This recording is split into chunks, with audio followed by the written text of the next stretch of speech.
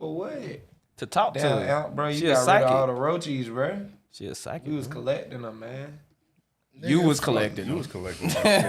You were collecting. Dope head, Hey, bro, you just got to see how many you can get. Ain't that what it is? It's No, like that's coin, not bro. the. No, nobody ever said that. Question: was that a Newport? Nino was smoking on that poster. Or was that a blunt? It was a Newport, wasn't it? I never. It's a Newport. Oh, okay. Yeah, Nino. he was smoking on his G Money pack. Come on, bro. He killed that nigga, bro. Can we agree Nino Brown's a bitch ass nigga? At the end, yes. At the end, Yeah. At the end, he was When a he snitched. bitch ass nigga through that. Snitch, bro. The nigga opened up an apartment building, gave niggas jobs. What are you talking about? Hey, Come so- on, bro. That all nigga right. used the kid as a shield. Bro. Okay, that kid should have been in the way, bro. He had to protect Keith Sweat. Sorry. He paid for, you know how much Keith Sweat costed back then before a wedding? That nigga kid was said- priceless. That nigga said, "No, come here, little girl." Yeah. Sweat kid died. That's what he was doing. Keith Sweat was a national treasure in the Imagine 90s. picking up a 4-year-old girl as a shield so Keith Sweat bitch ass could live. That's why I want to fuck Keith Sweat movement, bro. And he didn't give a fuck. He didn't give a damn. That nigga was already out of there.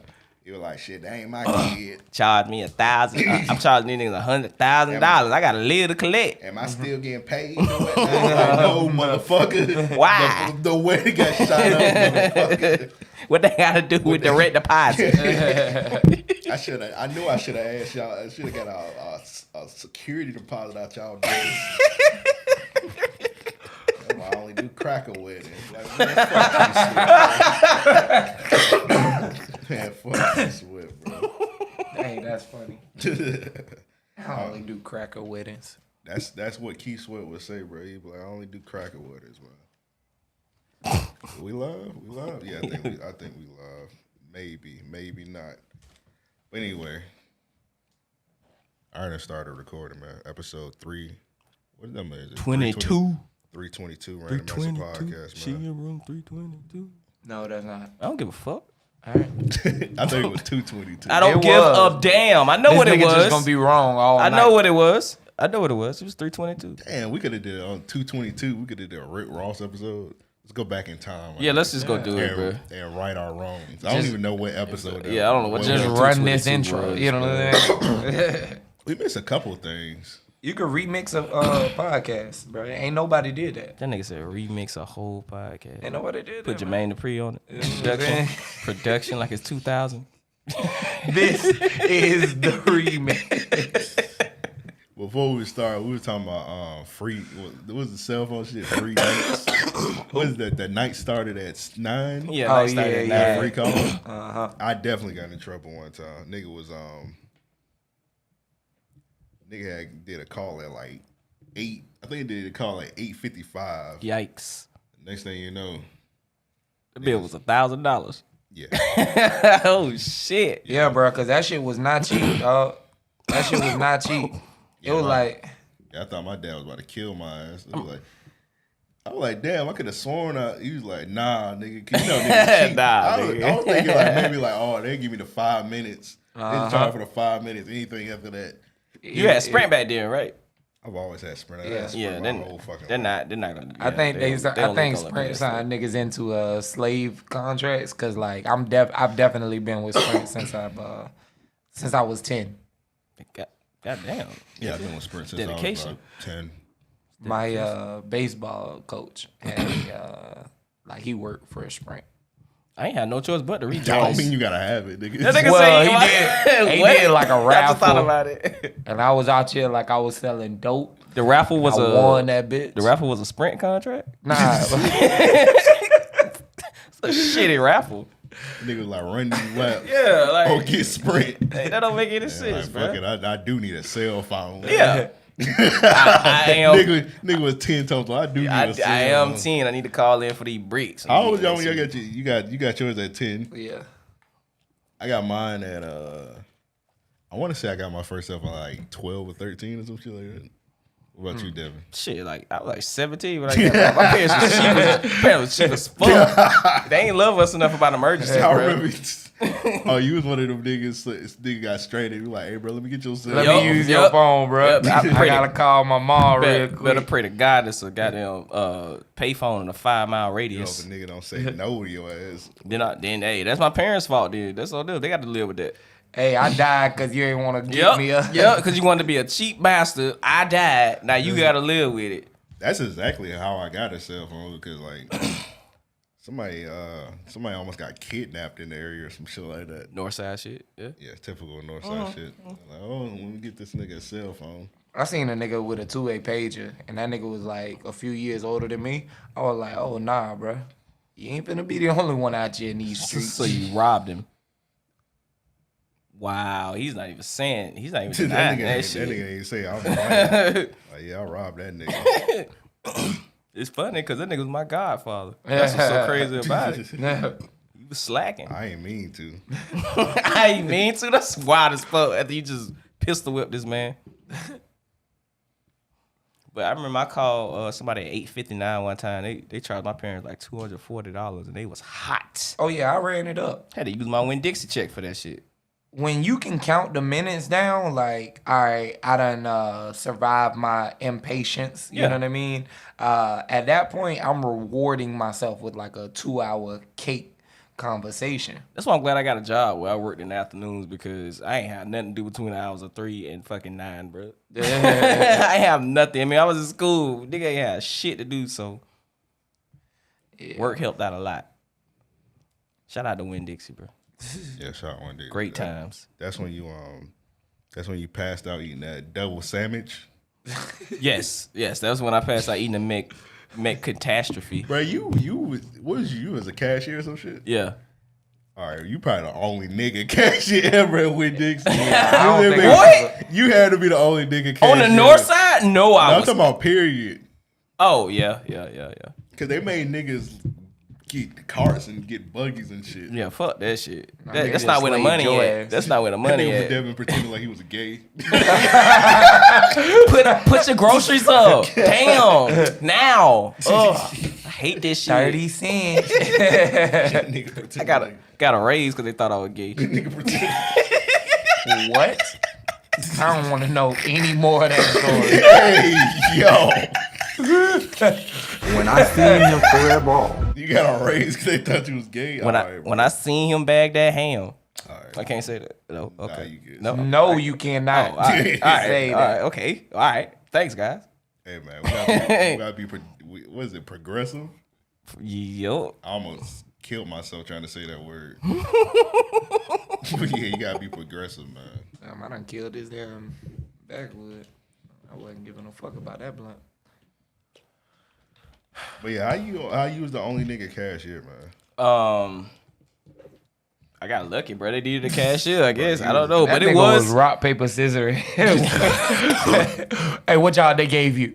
this nigga Joe has been wanting to challenge me to a rock paper scissors game for I'm like just a saying, week and a half now. That's the simplest way to like settle any. Bro, he was making up debates in his head. Like, bro, let's rock, paper, scissors for it. Like, nigga, what are you even, we're drinking. What are you talking about? We were drinking Saturday. Man, let's rock, paper, scissors for this shit, bro. I'm like, what are we even, we on the same team, Joe.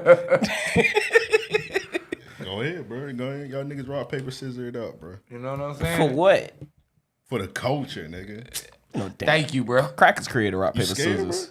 No, they didn't. Yes, they did. I'm not gonna believe Niggas that. ain't did. That shit wasn't invented in Africa. I don't believe it. I don't play games that wasn't invented in Africa, my brother.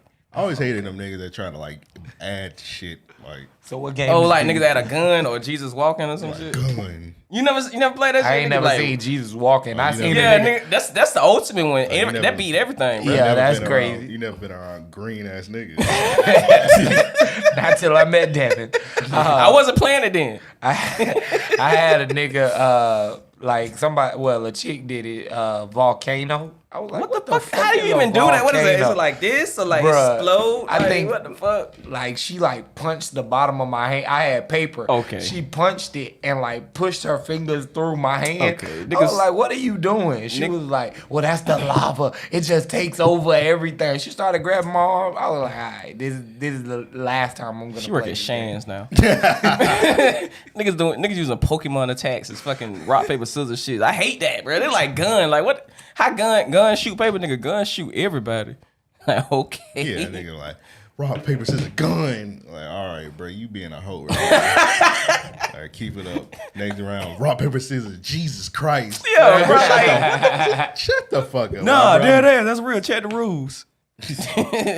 I rock paper scissors a kid one time. What you be doing, Joe? Why do you be doing That's these your things? fault, nigga. You gotta put that on yourself. How? You ain't rock paper scissors. That Hey, nigga, so his life you left me out here to go to the streets, bro. Bruh, don't tell me this was recently. Don't tell me this was this year, this month. I believe damn the it, fifth. Joe. Nigga say, okay. All right, I just want to tell you, nigga. I forget what the child did. She was like, yo, to the infinity power. What the hell is that? Bro, I was stuck. I was like, I don't know if that's like a combo attack that lasts forever. Cause you know in Yu-Gi-Oh, you could hit a nigga with like Right. a 10-piece combo. Yeah. And this I little ain't woman, never been hit with an infinity combo in I didn't rock, know they- paper, scissors. when they came out with that one. That nigga Joe like, man, go get your fucking mama. Go get your daddy. Put these paws on that nigga ass. Who taught you to play? Come over here for this bullshit. I just want my plate. Go get your daddy before I get mad at this bitch. But there's a lot of games like that niggas be like trying to finesse the rules and shit. Uno is number one. Uno is number one. that, bro. I would put Monopoly as two. But yeah. Uno is number one. Like Definitely. I definitely played it with like several different rules in Uno. Like to where you ever play the one where you only draw one card? Mm-hmm. Bro, that shit wild as fuck. I'm like, bro. why are we even playing? For one, a regular Uno game take 3 hours to finish, maybe 3 days, depending on How intense? Yeah. Bro, I played Uno for a week. Bro, nigga didn't go home, bro. That nigga like, man, what the hell? I ain't been to work. Just trying to finish this goddamn game. I was a child, but I mean, like, it was probably about 5 or 6 of us a year. Damn, I remember. Well, we left the cards on, like, the deck, everything. Like, yo, don't nobody touch it. Don't even go in that room till it's time to play. I didn't play Uno for like 5 years because this shit almost broke up my parents' marriage, bro. That That shit be That's that intense, crazy. bro. Spades couldn't even do that, nigga. Uno will end families, bro. You ain't lying, now. Yeah. You ain't lying. Uno will also get you some pussy. I never. Okay. What? Nigga, Joe playing strip Uno and shit. Can you help us out Yeah. for us coochie-less niggas out Yeah. I ain't know Uno was out here getting niggas coochie, bro. there? Please. I play with my family. I don't know the fuck. All right. You know, I feel like when there's that moment of, you know, what's next? Okay. Like when you're out with somebody, Yeah. just break out the Uno cards. No bullshit. That occupies at least 30 minutes to an hour's time, depending on how intense y'all get, right? Mm-hmm. You're going to both, like, pick and pull at each other. You'll have jokes. You'll have a moment of laughter, little shit like that, right? At the end of the day, I mean, at the end of it all, just be like, what's up? Devil's advocate. What if I just pull my dick out? Because I could like say so When much in doubt, time if I do that. Pull it out. I'm just saying if you want to fuck again. I probably won't, so I'm pulling my dick out. You're probably gonna get me too. That's how you be. I always say, why would you do that? Like, now you're begging. Like, bro, this shit would be funny, but like, yo, It's a shame in America, man It can't shouldn't pull be, his bro, own. but like it's you're a- literally begging. It's a shame. You're doing everything in your power to get me too. You're asking for It's it. a shame. It's a shame a man can't even pull his dick out on his own sofa in America no more. That shit be crazy. That nigga grabbed the what you call it? His pants by the pull him down. You're asking for it. You should just Every word I just.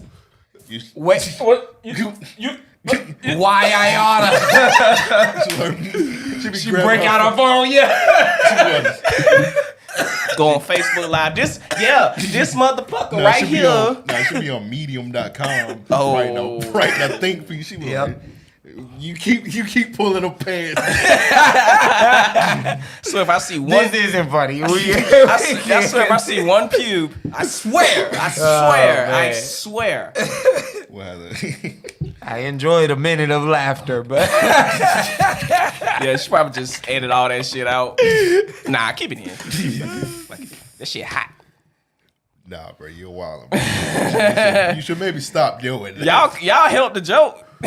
Y'all added y'all old jokes. Did you not? Y'all just guilty of our association. that's funny. You should probably stop doing that. I was over here trying to get this damn shit situation. I was slightly listening. I was like, what is these niggas talking about over here? Random Yeah, acts he kept going. He doubled down. random acts of positivity. Yeah, that's what we do. Random as a positive. I thought you was about to say random acts of pulling out, but Whoa, that's even better. You right. I should go with that. No, Hey, I'm you gonna go. shouldn't. Hey, take that. Hey, I'm gonna go with that one instead. That's way better. Damn, I like that. New merchandise coming. I'm not a You part heard of the that. name. You heard the name. Yeah, you created it. What are you I talking did, about? bro. Yes, you did. That was inadvertent. I'm gonna inadvertently use it, bro. Like that's fire, bro. We using that. Make them. Let's get them shirts tonight. Yeah, we'll print it up. Be a chick on the sofa going like, and you just. All right, stop it. Yes. I got the idea. You're a weirdo, man. It's creativity, bro. Artistic integrity. What was that one nigga with that long ass sentence on the shirt? You remember that time? It was like a they need their ass beat. That shit was like a long ass. It was like 100 episodes. Paragraph. A nigga had like a paragraph on the shirt. He was like, With no periods or commas. it was like I'm a nasty nigga. I like to blow her back out while doing jumping jacks on a Ferris. It was just some He long had ass time shit. to put this on a shirt. Man, niggas put anything. But on niggas shit. put See? anything Nigga on put that. anything on shit. Damn. Nigga had a God rest her soul. Nigga had a shirt that said "It's the Breonna Taylor for me." I'm like, bro, what does that even mean? I don't even know. I know what you that see is. that. I did. I'm like, bro, what does that I doesn't did even not. mean anything, bro? And a nigga smiling in the picture. I started to say, What? what the fuck Oh, Ain't shit to smile what is about. going nigga. on? that is so true. I want to apologize to the Patreon people. YouTube not working, so yeah, I don't know what to tell y'all niggas. YouTube said fuck it tonight, so I guess it's gonna be like the first ever week we don't have a live stream. So Damn. out of my power, so we'll make it up to y'all. So, but yeah, Damn. That sucks. yeah, I want to play some sad music, man. Yeah, too Joe, bad. sing something, bro. What's some sad shit? I know you listen. This nigga got he actually has the suit on, bro. I do. I got the blazer Suitober. on the chest. You know what I'm Suitober. saying? Wear it. Put it on. Suitober. You want me to pass out? Yes, that would be very hilarious. I had my At the tie time. on. You know what I'm saying? I had to loosen that up, take the top button undone. My boy was dressed like a T-Mobile GM. All right, That's chill what's out. Yeah. Chill out. Hey, y'all ain't been selling enough cell phones this month. I can definitely walk in Bro, and I'm run about some to say, shit nigga, right you now. could walk in there right now and tell them niggas to sell more cell phones and they'll do it. Yeah, just go. That might need to be a video. We might need to record. That would be funny as hell. Just go into a random cell phone Like, store. sir, who the fuck are you?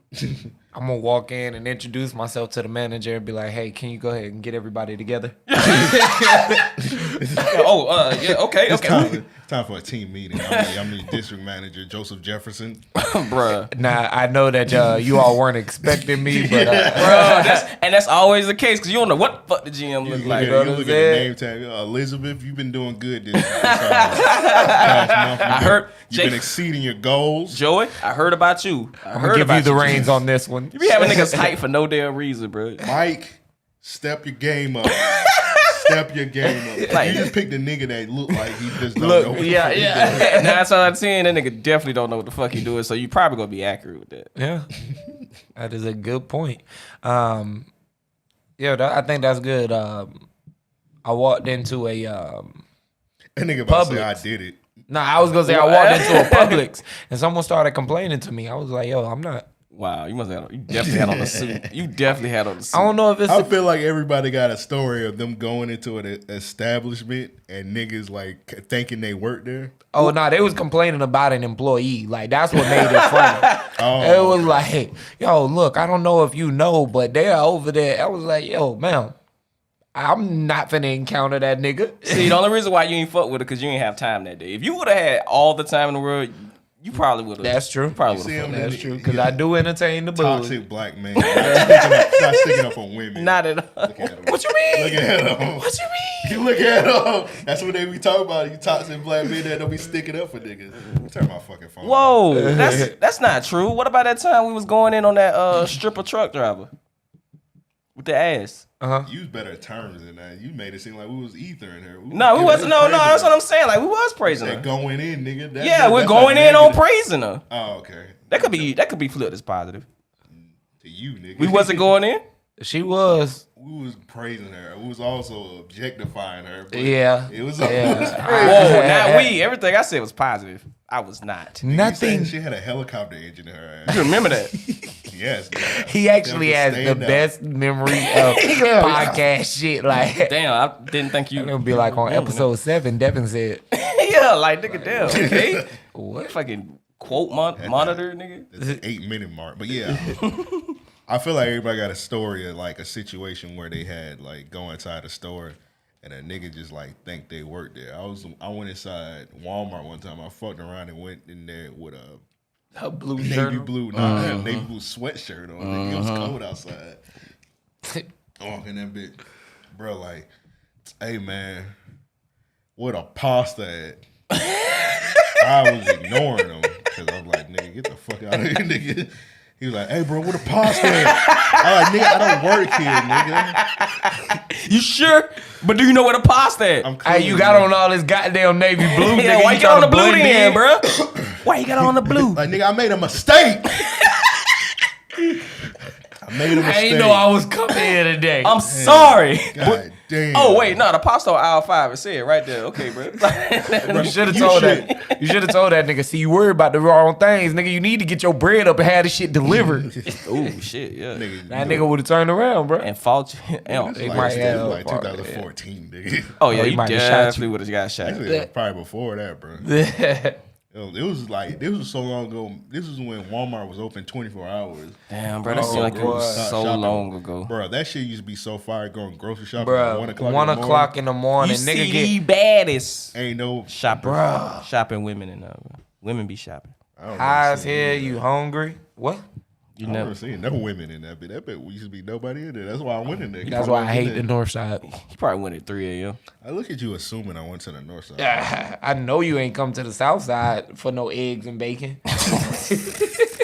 If you come to the south side with eggs and bacon, nigga, that's wild and dedication. It's better eggs and bacon. Dog, I'm at the gas station at fucking 2 o'clock in the morning. Nah, you're crazy going to the First gas mistake. station. No, 2 I o'clock. needed gas and I was in motion. Should have Bro, kept wake going. up. Motherfucker Nigga cuts, wake up earlier. like he cuts me off in line, right? Like, At a gas Oh, station. that nigga think you a hoe. Yeah, that's nah, he like pulled what up. I'm saying. You should've kept He this pulled to up in front of the little window. You ain't pull out the 5, bro. I started to slap the back of his neck and see, right, see bro. how he responded. All right. What side of town was you on to even say that? Yeah. West side. What side? West side? West side. Oh, Where wait, you what at? part of the west side? 103rd, Blandon? Not quite. Boy, they would have flipped you up. If I say if you was on 103rd, you definitely would have died that morning. get killed. You would have definitely got killed on 103rd that morning. Oh yeah, I would have been dodging bullets. For But sure. anywhere else, you straight. But The pressure ratio Yes. is a 9 out of 10. A 9 out of 10. Don't. Don't. it's funny you say that because it's always Don't put that on. it's always the opposite for me when I go to places. Niggas don't assume I work there. Niggas assume I sell weed. Like y'all have been with me several Yeah, I've times where definitely niggas been like, with hey you, bro, nigga. what allowed that? Yeah. Like, nigga, what? Nigga, they know you be trying to sell weed. No, I don't. That's the thing. I just be living honest, my bro. life. You look. What? We was just in a store one time. We was shopping in the mall. This nigga walk up to me and Devin like, "Hey man, I got that loud for sale." I'm like, come on, bro. Yeah, You we- were at work. Nigga. We was in, I think it was an image. Went before. I think it was Man Alive. Yeah, man alive. Yeah, and that nigga worked there, didn't he? Yeah, nigga worked there. He was just in Nigga came from the register. That's always the funniest experience. I'd be like, nigga, I'm not finna sell you weed while I'm trying to buy these shoes. He was trying to sell us weed. Yeah, he was trying to sell us weed. He didn't even say, he didn't even say, welcome the man alive. That nigga, we shopping, that nigga just come up to him like, hey, bro, I got that loud. Bro, we could have easily been cops. We could have easily been young police cops. I would have been like, nigga, do you got that discount for the low? We should have did a prank on that nigga. We should have came back with a white person like, hey, there he is. That would have been hilarious. That nigga would have took off running out. He would have took off running at the tables. There you go right there. Nigga would have ran to the back.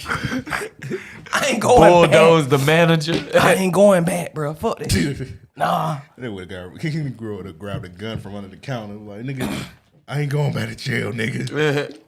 Tyrone, why are you climbing in the vent? You don't understand, man. You ain't been. No, the most disrespectful one besides the Walmart one, this is the only other one.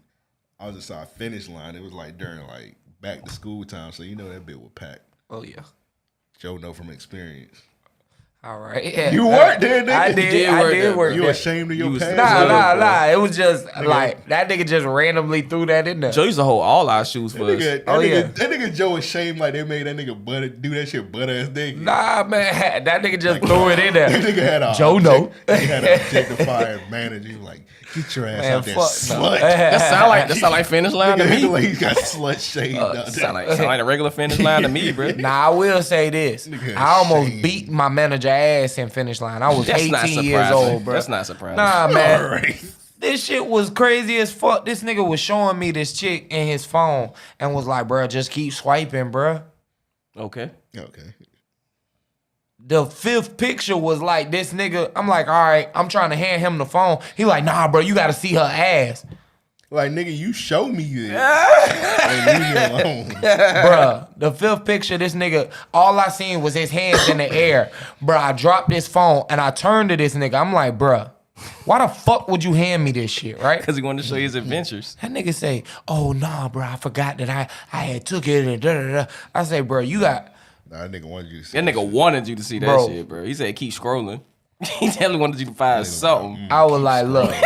Hey, what picture you on? Okay, keep going. You in the 88th picture? Go to the 92nd. I put it, when my other manager came, the store manager, when that nigga came back, I put in my 2-week notice. And I never worked that Finish Line again. It took that. Nigga, I felt harassed. Yeah, you did get harassed. You got me too. Bruh. So I shit. I ain't finna be out here like Terry Crews. All right, bro. He is never mind. He's a coon. He's a coon. He didn't do nothing. Oh, what? All right, we don't use that on him. I'm using that on him. I'm gonna use that on him. I'm using it. He deserved that shit. That nigga spoiled this. That nigga it did sound funny in this context. That nigga spoiled the plot to Terminator 4. He deserved that shit. That nigga rolled off your tongue too easy. I may have said it last week. You want to tell? I may have said it last week. Yes, right, in traffic. Everybody say a lot of wild shit in traffic. Bruh, a good joke is rehearsed. So, I ain't know he was gonna say that. That was freestyle. The nigga that taught me karate, that nigga used to use all kind of racial slurs. Like, nigga. He was old too, so he probably used shit like Jungle Bunny and Moon Cricket, didn't he? He didn't use nothing against black people. Well, you didn't say that. You didn't say that. You didn't. We don't know this man. All we know is he trained with Chuck Norris. That's all we know. That's it. Obviously, he used it against black. You sure? Black, he used it against other races. And I mean, you gotta forgive me for a second. I was imagining Chuck Norris training your class. Yeah. Just calling y'all niggas and jigaboos. Whoa, I mean, who gonna stop him? Imagine that. Man, nigga doing race play, nigga. What's wrong with you? Who gonna? I mean, horny nigga. I'm just saying, I wouldn't stop him. Imagining Chuck Norris calling you a nigga. Nah, I'm saying the way you put it, it made it sound like it would be against black people, right? Whoa. All right. That was harsh. You're on the Republican suit, nigga. Oh my God. Whoa. Hey, Suits Over might come to an end. Nah. Let it ride. Nah, Let it ride. Nah, next week Is what? Fighting. Y'all niggas weird, man. I ain't, all I said What's wrong with you niggas, bro? What y'all be watching at y'all crib, bro? not that. Not shit like that. The fuck? Hey, man, y'all ever watch a fisting video? No. Were you asking? I know y'all niggas don't watch the fisting. Oh, yeah. I seen the preview of one. Nigga say he seen the preview, bro. You was on the thumbnail. You saw a trailer? Nigga seen that shit It was move. the thumbnail, bro. Nigga said, what day That y'all nigga on? hand went from like this Yeah. to like right outside. Oh, that's a lot. And his elbow disappeared. Okay. I didn't know we was like- gonna actually have a fisting convo. I thought y'all was just gonna ignore me. Nah, bro, you start. Nah, I you, always say something off the rails, and you're like, all right. you open this can of worms, bro. Just happen we can relate to this one. You open up this can of worms, but there are a lot. I seen one nigga like put 2 hands in that bitch, bro. That's a lot. Like a Power Ranger? Y'all ever seen the one with they? Nigga act like he was trying to summon the Megazord.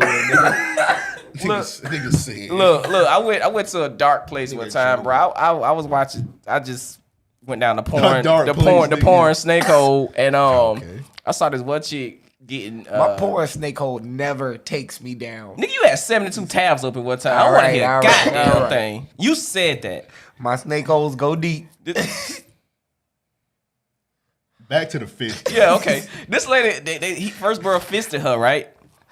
And then to open. This nigga kept watching that shit. Yeah, he fisted her, and then he kept to open her up. He had some device. He's trying to cut her on like she an 88 coming. Yeah, he had some device, bro. Like he sprayed her. Device? He sprayed her asshole. Nigga Devin was intrigued. Nah, I want to see where it was going, but he sprayed her asshole, and he pulled. I swear to God, Fruit Loops and milk in her ass, bro, and was eating the Fruit Loop and milk out her ass. He had another chick with him doing it too. I saw this by accident. You saw that? You know what I'm talking about? I saw it on Twitter by accident. Oh, I saw it on regular Pornhub. I would throw up. Shout out to Would nigga. you? I think so.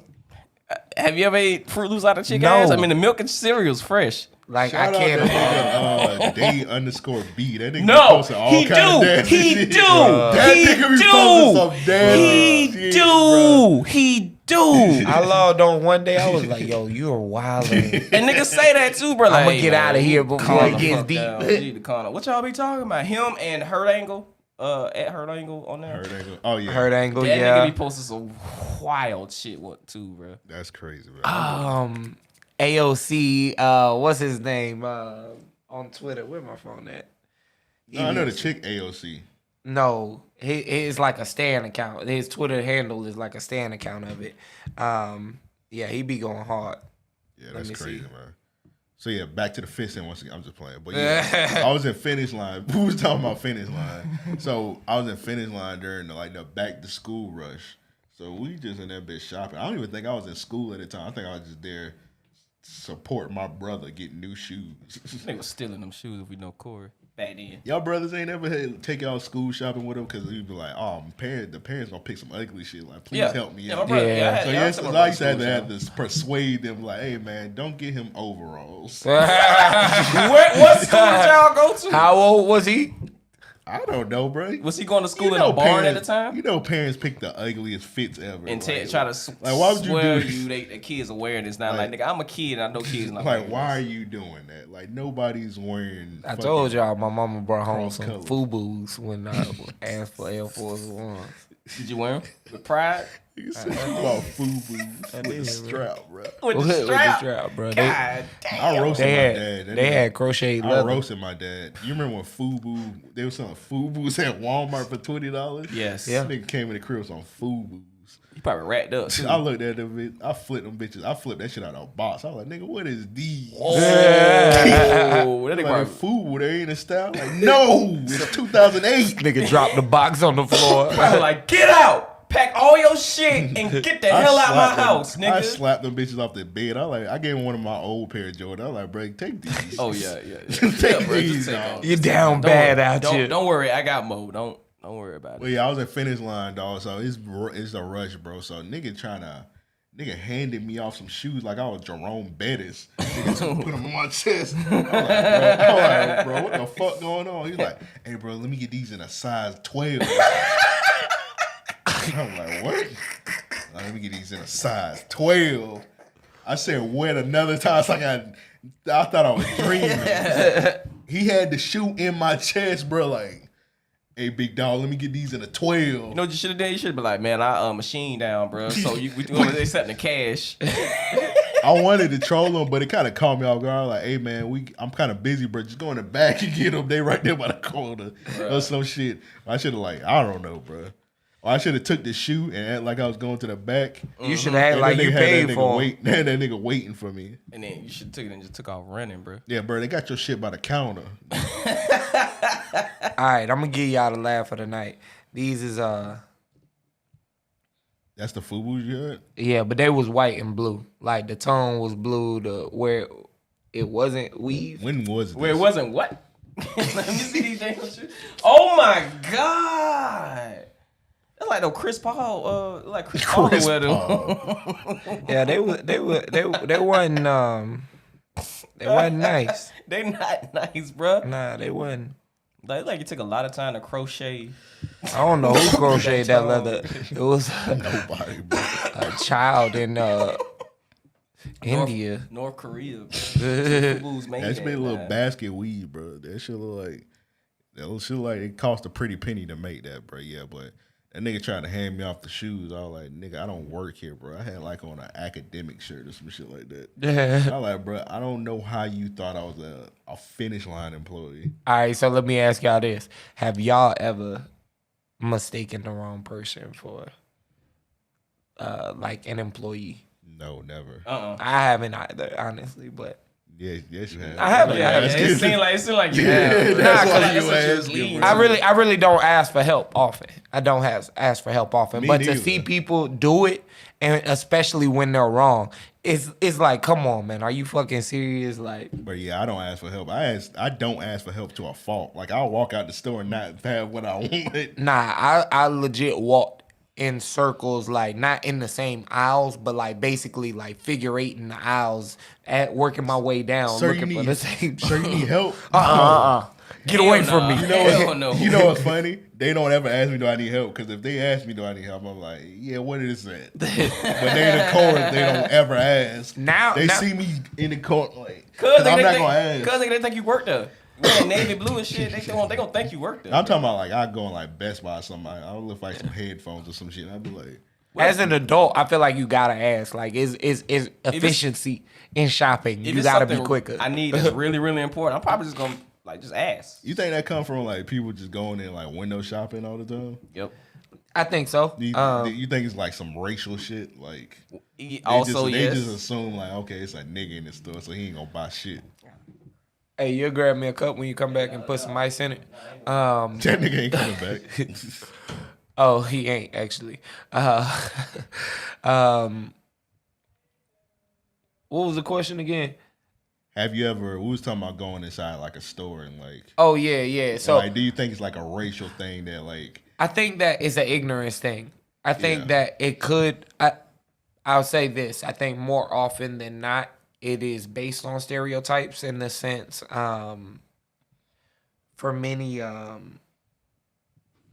white people, they don't do it to other whites. You know, they typically are looking for someone, and I think it becomes a classist thing. You know, you start to look for someone that you believe is, in some sense, and I hate to say it like this, we kind of look down on working people in their profession, generally speaking. So like if you see someone shopping at Family Dollar or something, you're gonna look at them, and if you see someone that is dressed in a pair of black slacks, you know, a black pair of Dickies or something, and a red t-shirt that has no print, no nothing, you're gonna think that he's training, because he didn't go out of his way to present himself in any other, you know what I mean? So I do think that there are a couple things that go into it psychologically. But yeah, race, I guess, plays into it more often than not. Yeah, because when niggas find out like you spending, well, let me just say niggas, like you be in the store and they ain't help you at all. You like, damn, I'm trying to buy a big ass TV. Right. And then like once they find out you trying to buy a TV, they're like, well, they be trying to help the fuck out of you. Let me jump on this. Like I got you. I can take care of this, and that. Need me to carry it? I'll carry it on my back. Like, dude, I was in that bed 40 minutes. You ain't asked me did I need help. Nothing. Yeah, nah. So for me, if someone does go out of their way to acknowledge me, whether it's at the greeting or during the course of me shopping, I do try and go out of my way to like work with them, especially if it's commission based. You know what I mean? To make sure that for one, I'm getting taken care of, and then two, I think that if you take pride in what you do, it is a bit of satisfaction in helping someone. So Man, I'd be scared to ask niggas if they get paid commission. why? I don't know. It's just, I feel like it's like intrusive. It Because is. sometimes I'll be wondering, like, so, cause I'll be like, man, should I just like get some extras or something like that on my shit? Just cause like I know they get commission, but sometimes like you go like for example, I don't know if Best Buy get paid commission. I don't know if I should get the warranty and whatnot. So Yeah, Best Buy does get commission. And I only know having worked in those fields before, but you worked at Best Buy? nah, not I'm Best Buy. about to say, nigga, you worked everywhere under the sun. I did get hired there, but I didn't take the job. But yeah, I've been everywhere, bro. But I got a funny Best Buy story. Ain't about getting fired. I didn't work at Best Buy, but that's I think that most places where they are pushing the the accessories more than the product sells itself. So and though you got to be able to see that to know that they oftentimes get commission. Like in any sneaker store, they usually get commission on like socks, shoelaces, cleaners. accessories like bullshit. Okay, that makes sense. Yeah, you don't get it on the shorts or the shirts or you know what I mean. I'm gonna be honest. I haven't like bought a pair of shoes at a store In a long time. I want to say like 2013 probably. I bought some Forces before we went to Miami last year. At out at Norwood, and I think that was the last time. Talking about a flea market? Or you talking about Gateway? Gateway. Gateway. Oh, okay. I was about to say they definitely don't get paid commission in a flea market. Nah. Well, yes, they do. They pocket that shit. They're like, bet, bro. 100%. Like every time because you come to that, they commission be like they be telling you like extra shit. We're like, bro, how much these Forces? They be like, man, 120. How much is Forces right now? I think they like 90 something, 95. Damn. How much they was back in the day? It was, Man, you could get a pair of Forces for like $60. they wasn't that cheap, man. Well, at the base they was. I'm talking about for niggas that wasn't spoiled army brats, nigga. I wasn't, nigga. I had to earn my money. Shit. You was an army brat, man. I wasn't, nigga. Nigga paid 60 for Forces, bro. Like how much they cost for like some average niggas? I think they was like 85. 85. Okay. Yeah. Okay, so they didn't go up that much. What was it, like $5? I thought it was like 75. I thought like maybe the lows. I think it might have been 75. The lows was 75, and then like the highs was like 85. Yeah, I think that's how it was. They used to wear ugly ass mid top Forces. Yeah. That was the bad. That strap get lazy. With the weak, ooh, Bro, that strap started hanging, bro. ooh, ugly days, ugly. There's nothing you can do. It doesn't look good strapped. That strap didn't on the Forces didn't last long at all. Never. I Like want to say it lasts like maybe like 2 or 3 weeks. 2 or 3 weeks, nigga. You must have wore them 2 or 3 times.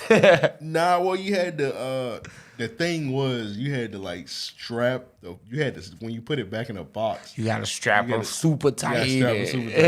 Somebody told me like later on they used to like iron it. Uh-huh. I was like, all right, man. I ain't really think of that, but that's like doing too much. Entirely. Iron on fucking shit. If I gotta iron my shoes, I don't need them. Yeah, boy. I was at a point to where I was looking at a lot of like, not to say slip-on shoes, but like, you know. I definitely had some slip-on Iverson questions. Yeah, like a lot of shoes that have no laces. Like I went through a stint to where like, yo, I was on a run buying nothing but no lace shoes. So nigga, what you had, nigga? I remember the Prestos back in the day. You had the Prestos? Mm-mm. That was the Nike shoes. I do remember those. I definitely had them. I think nigga feet on fire. I think the most recent ones, that I cop that I don't need laces for are those Pharrell NMDs. But they got laces on them. Blavities? Yeah. The new blacks. That's what he said. That's what he he a new black. What them bitches say? What is a new human black? being on it? What are we doing with redefining black people That's what today? niggas say. They say they new blacks, bro. It's like pretty much kind of like blavity blacks. Okay. Niggas that like. How can I properly say it? I don't want to be offensive to anybody, but it's pretty much people that discovered their blackness or showing their blackness later on in life. Like, you know, some people that there's some people out here that didn't grow up with no black people at all. Right. And some people that didn't discover or realize they were black until they went to a HBCU. Right. Some people like that. So a lot of the times they expose themselves on the internet saying certain things. You get some people that are 30 years old saying they never heard of the Parkers. Now they're binge watching the Parkers on Netflix. They never heard of Girlfriends. They never heard of Moesha. They're 30 years old. Right. Not 20-year-olds. Right. 30 niggas our age saying they never heard of Moesha. You know what kind of nigga you gotta be to never hear of Moesha? A nigga that don't go outside. Yeah, pretty much. Or they say they heard of Moesha, then they watch Moesha and be like, oh, Moesha was nasty to Kim. She called her fat. Like, nigga, did you not watch that bitch when it came on? She was calling her fat back in the day. Yeah. So, I mean, you said you seen it, so somebody lying. And you forgot? Not just that, like, that was, unfortunately, you know, that was the thing in that time. They kind of had a lot of shame for bigger, not even to say bigger women, because if you go back and look at a lot of the sitcoms that was out in the 90s, we talking maybe a 30 to 40 pound difference, you know, between some stars that they were calling bigger actresses. And that's crazy. Yeah, I seen some shit where a woman, she kind of did like a thread of, she was talking about Moesha, like fat shaming Kim. And she showed an episode of like the Parkers. And she was like, I don't even understand. She added Brandy and everything. She was like, I don't even understand how Brandy used to fat shame this girl. She not even fat.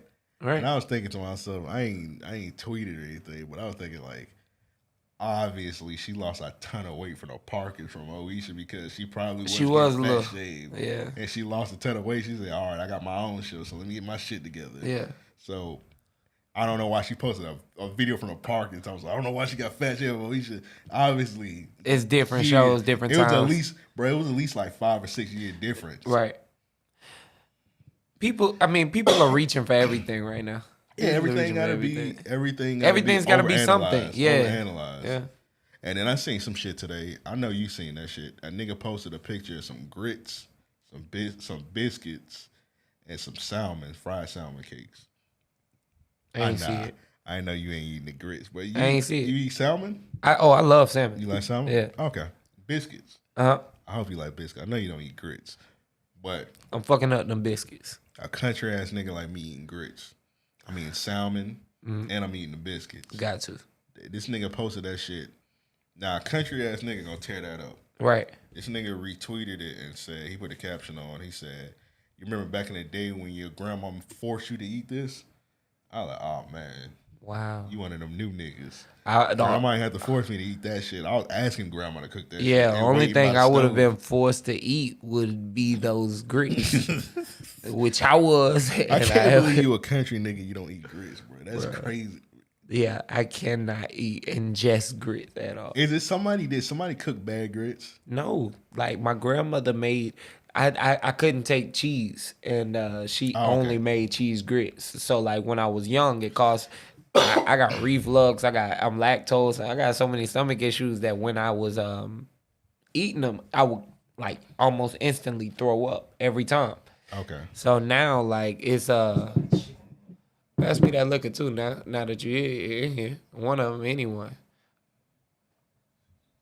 What's this? Sake. Don't you drink this warm? Liquor, man. I was gonna say. As fuck. All right. You about to leave, ho? Yeah, bitch. Bye, bitch.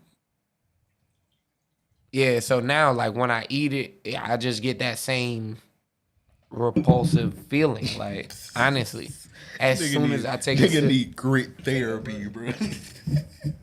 Bro, I tried to muscle them down just recently. I did a lot better than I've ever done in my life. I got talking about when you ate the Naps whipping grits? Mm-hmm. Oh, okay. And they was good as fuck. They were good as fuck, bro. I ate 3 spoonfuls. And they wasn't even like, when I say spoonfuls, I just mean like the spoon was covered. You know what I mean? Slave like, spoon, nigga. They runny and shit. I was like after my 3rd bite, bro, I'm like, oh, I can feel it. I ain't even gonna be able to, bruh. The fish was set in the grits, so it threw off the fish for me. And I mean, all of it was amazing. You know what I'm saying? But grits psychologically, like it, nigga. No. Grits psychologically fucked me up. Damn, bro. So you need to hop with Umar, bro, because that nigga trying to stop grits. Yeah, I'm all for that campaign. Nigga need grit therapy. You but nigga. I mean, I'm telling you, like, even when I like took my first little, I was like, God damn, the way he seasoned this motherfucker, bro. Lemon pepper grit. I ain't even heard of nobody do. Pepper grits, bro. That's crazy. Bro, they was fire. I need a shot with that whip one day, bro. You need to, but you got to drive for that, man. How far? I drive 30 minutes.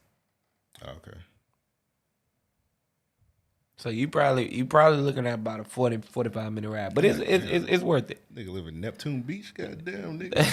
Neptune. Goddamn nigga. Nah, that nigga live like out in St. Augustine. Oh, okay, yeah. But that about 50. Yeah. About 50. Yeah. Crazy. So I just plan for a little hour. Get my smoke on while I ride. Build my appetite. Nigga en route to eat some grits, bro. That's crazy. Put that bit in the GPS. 50 minutes to grits. Yeah. But yeah, I've had some like different people cook me grits.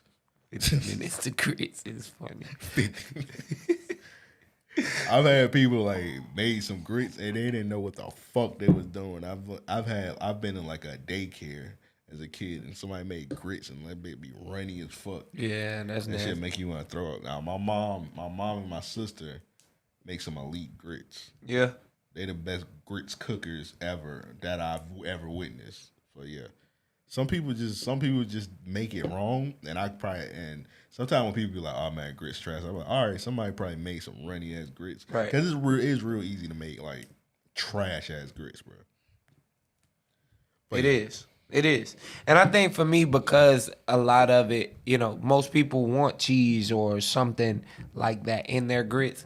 Bruh, like I say, as soon as I taste it, it just fucked me up, man. I can't get over it. I legit go back to like a child stage. Yeah, I forgot you lactose, man. But let's get into these voicemails and listener questions. Which ones are you gonna do first? Let's start with the listener questions. Listener question. All right, so send in listener questions. Hit us up. Mail at RAOPodcast.com. That's mail. RAOPodcast.com. So first one is from Earl. Said, "What's good, fellas? I appreciate all the extra content on the Patreon. It really gets me through my work day when it's slow. Got a question for y'all. You ever been in a situation where you had to let your homeboy know about a girl he was interested in that, quote unquote, y'all not together, bro, she ain't yours? Had a few experiences with that in college and wanted to know if you guys have had to deal with that from a homeboy too." Never had to be in a situation, so not from so I'm assuming not from like the perspective that he's asking it. The person wasn't close enough to me for me to call them a homeboy, but like he shared his relationship issues and whatnot, and kind of where they stood on things, and I was like, yo, look, from the sounds of things, it sounds like she out here exploring. You know what I mean? Like, she's still adventurous.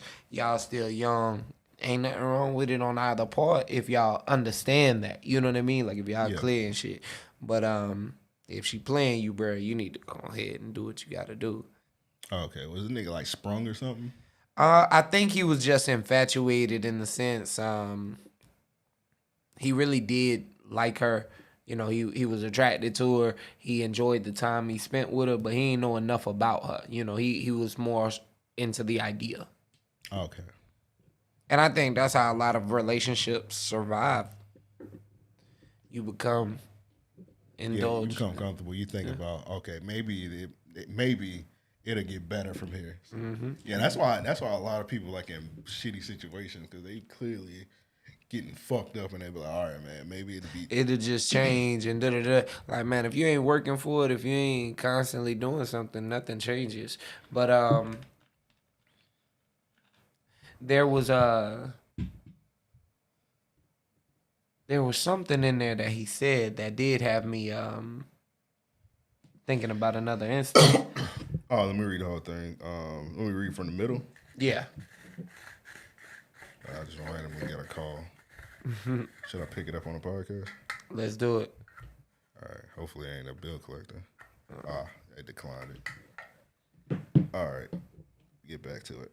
All right. It said, you ever been in a situation where you had to let your homie know about a girl he was interested in that, quote unquote, y'all not together, bro, she ain't yours. Had a few experience with that in college and wanted to know if you guys have had to deal with that from a homeboy too. So another instance I had was I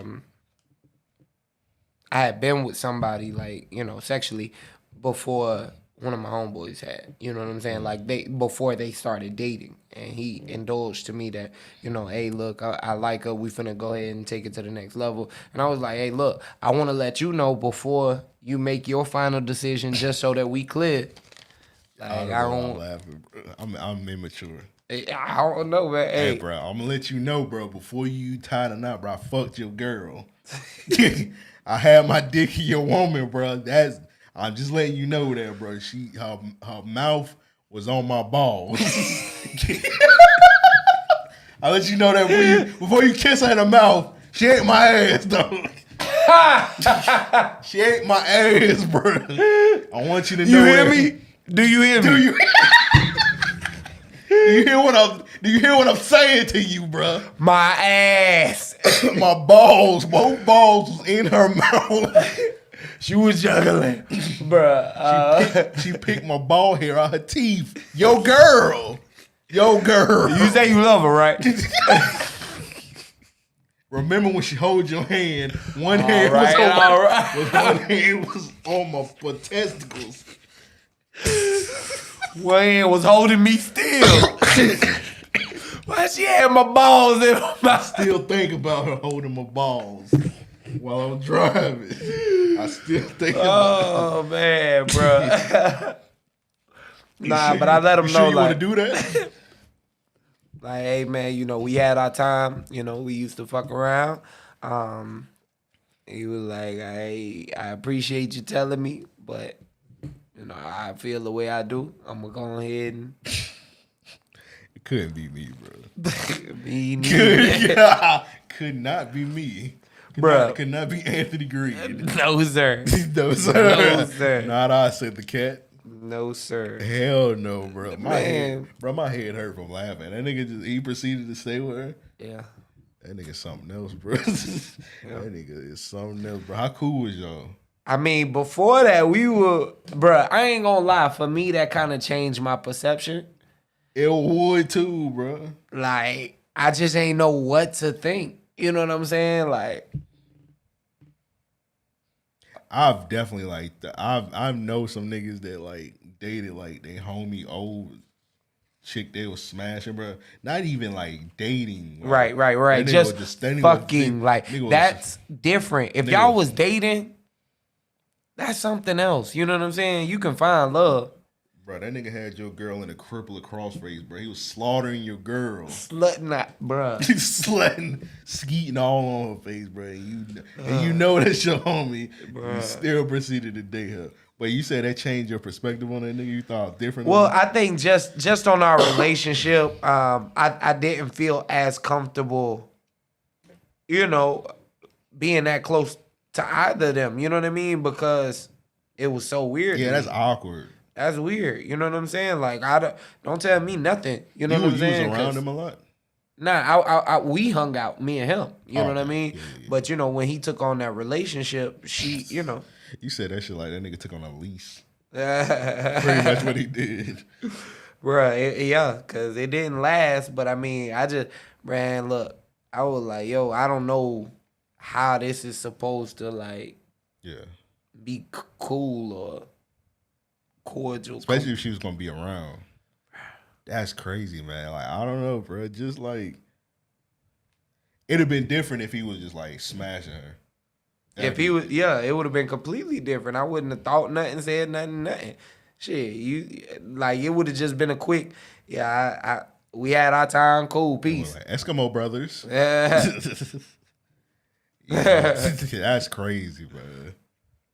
Yeah, I don't even know that nigga, and I'm thinking, I'm looking at that nigga crazy. I don't even know who this is. Bruh. I'm just shaking my head at this nigga, man. And some people probably just listening to this right now, be like, man, y'all niggas immature, man. This shit, her past shouldn't matter. I don't know, bro. Just like, ain't like we asking body counts or anything. Whatever your body count is, like, that don't matter at all. Like I say, that. if here's my perspective on things. Let's say one of my homies was dating a woman, you know what I'm saying? Time passed, they separated, yada yada. We meet, we fall in love, whatever. You can't fight the heart, right? That's a different situation. Because in my eyes, I look at it to say everything y'all shared was from a honest perspective. Y'all had love for each other, whatever. Y'all at least cared for each other enough to where in some regard, he not going to be disrespectful towards what we have going at this point. You know what I'm saying? Yeah.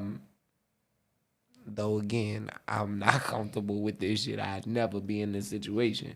But you know, my perspective is if it's like just on some fucking shit. Nah. I mean, like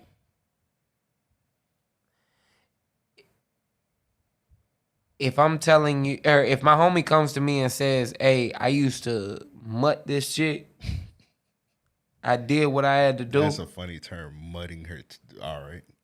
Yeah, hey, and I did what I had to do. That's what you using out here in 2020, sir? Mudding her? That's a crazy I'm not. word. I'm just saying. That sounds misogynistic as fuck, bro. Said mudding her, nigga. What's going on over there? All I'm saying is, the nigga come to me and disclose some shit like that. Yeah, nah, that would change my interest personally. I can't, and that might sound shallow, but I can't be that close to someone that was just having their way with. Yeah, you gonna think about that shit. I don't know. Like I said, bro, there's probably some people listening to this like, man, these niggas immature as fuck, bro. I might be. So be it, bro. I'm not immature, bro. I don't know, bro. I might be. Call me what you want. It's too many women out here, bro. Just don't call me after you fuck my nigga. Not the one that was with the homies, bro. That's kind of Ray J said it best, man. Smash the homies, bro. He had the song about that shit. Yeah. Like, hey, man, I can't do it, man. There's too many out here, bro. Mm-hmm. But yeah, shout out to Earl for that question. Next one's from Jamal. When you guys were younger, what did you guys want to be when you grew up? Before you got into high school, when you were just young and dreaming, I wanted to be a dentist, astronaut, or a pimp. Yes, a real pimp. I would like to hear more about you wanting to be a pimp, nigga. What did you see? Pimp it up, hold down. You remember them pimp? I used to watch all the pimp. Iceberg Slim. Yeah, Iceberg Slim. 9. Nigga seen Superfly. They were like, right. Yeah, he getting a fit off, bro. I used to watch all them pimp documentaries. You watch them shits? The ones with Magic Wand? Mm-hmm. Yeah. Mm-hmm. What's the nigga name? He's like, man, my name Double D. It was like a double dose of pimping. Or yeah, something yeah. Like that shit was, honestly, back then it was cool. It was like, oh, okay. Yeah, hoes on the stroll. I used to watch all them pimp documentaries. Yep. Bro. I ain't learned shit from them, but I watched them bitches. Yeah, they were just entertainment. Yeah. But I wanted to be a scientist, believe it or not. Like I legit wanted to be like in the kitchen. Oh, that's called a drug dealer, sir. I mean, I wanted to work on like medicine and shit. Oh, okay. And then I wanted to be a lawyer and a psychologist. Yeah, literally the only thing I wanted to be when I was younger was a lawyer. And then when it's time to get that school, get them degrees, I'm like, nigga, fuck school. Mm-hmm. Yeah, so, yeah, my mom had to understand, man. I was like, yeah. Hey, fuck this shit, Yeah, mama. like, yeah, fuck this shit, bro. Fuck these degrees, man. Fuck these crackers teaching me. Like, sir, you only have black teachers. Like, hey, man, they crackers too, man. Jacksonville niggas be saying that because they do be saying that. Jacksonville niggas they call police crackers, whether it's a black, whether it's a black cop, Puerto Rican cop, you a cracker, bro. If you still following the white man's order. Yeah, you got that badge on, you a cracker, man. So that's crazy, but yeah, that's how it is. But yeah, and then a nigga wanted to be a lawyer. I think that's the only thing I really wanted to do growing up. I'm trying to think. Yeah, I know I wanted to be a chemist. Like, I wanted to be working with medicine. I wanted to be building our science guy. Yeah, bro. You got on a pharmacist suit. Yeah, man. That's not a disrespect when I say that, but you got on you look like you work in a pharmacy lab. Yeah, I be in the back of Walgreens, like, man, this shit'll reduce your headaches. And I really want to do a skit or like a prank or something. You just go in the back of Walgreens, like, hey, chop up them pills. I don't know what the fuck the song pharmacist. What the pharmacist say? Not that. That's your neighborhood drug dealer. Nigga you got be Miss like, Gladys feet pills. I'm assuming a woman named Miss Gladys will be having feet pills. Probably, bruh. Fuck that blunt. That bitch still, bruh. It look hard to me. I thought don't anyone to stay. You gotta put some water on that bit. I don't know about no backwood now. Yeah, that bitch I don't roll still. them That bitches bitch out. still than a motherfucker. Yeah. Yeah, you gotta start over, man. But yeah, when you get the you get a stale one, you gotta run that bit under like the faucet or some shit like that. Oh yeah, niggas be doing too much for these shits. Like, I ain't with all of that. Only thing I came to do was to smoke, bro. Nigga be like, man, let me show you this. This bit durable. Bro, you got the weed broke on the tail. You might as well snort it, bro. I could. If you snort that weed, bro, is the podcast over with? If you snort that, bro, this one. We can no longer do this show. But yeah, shout out Jamal for the question, man.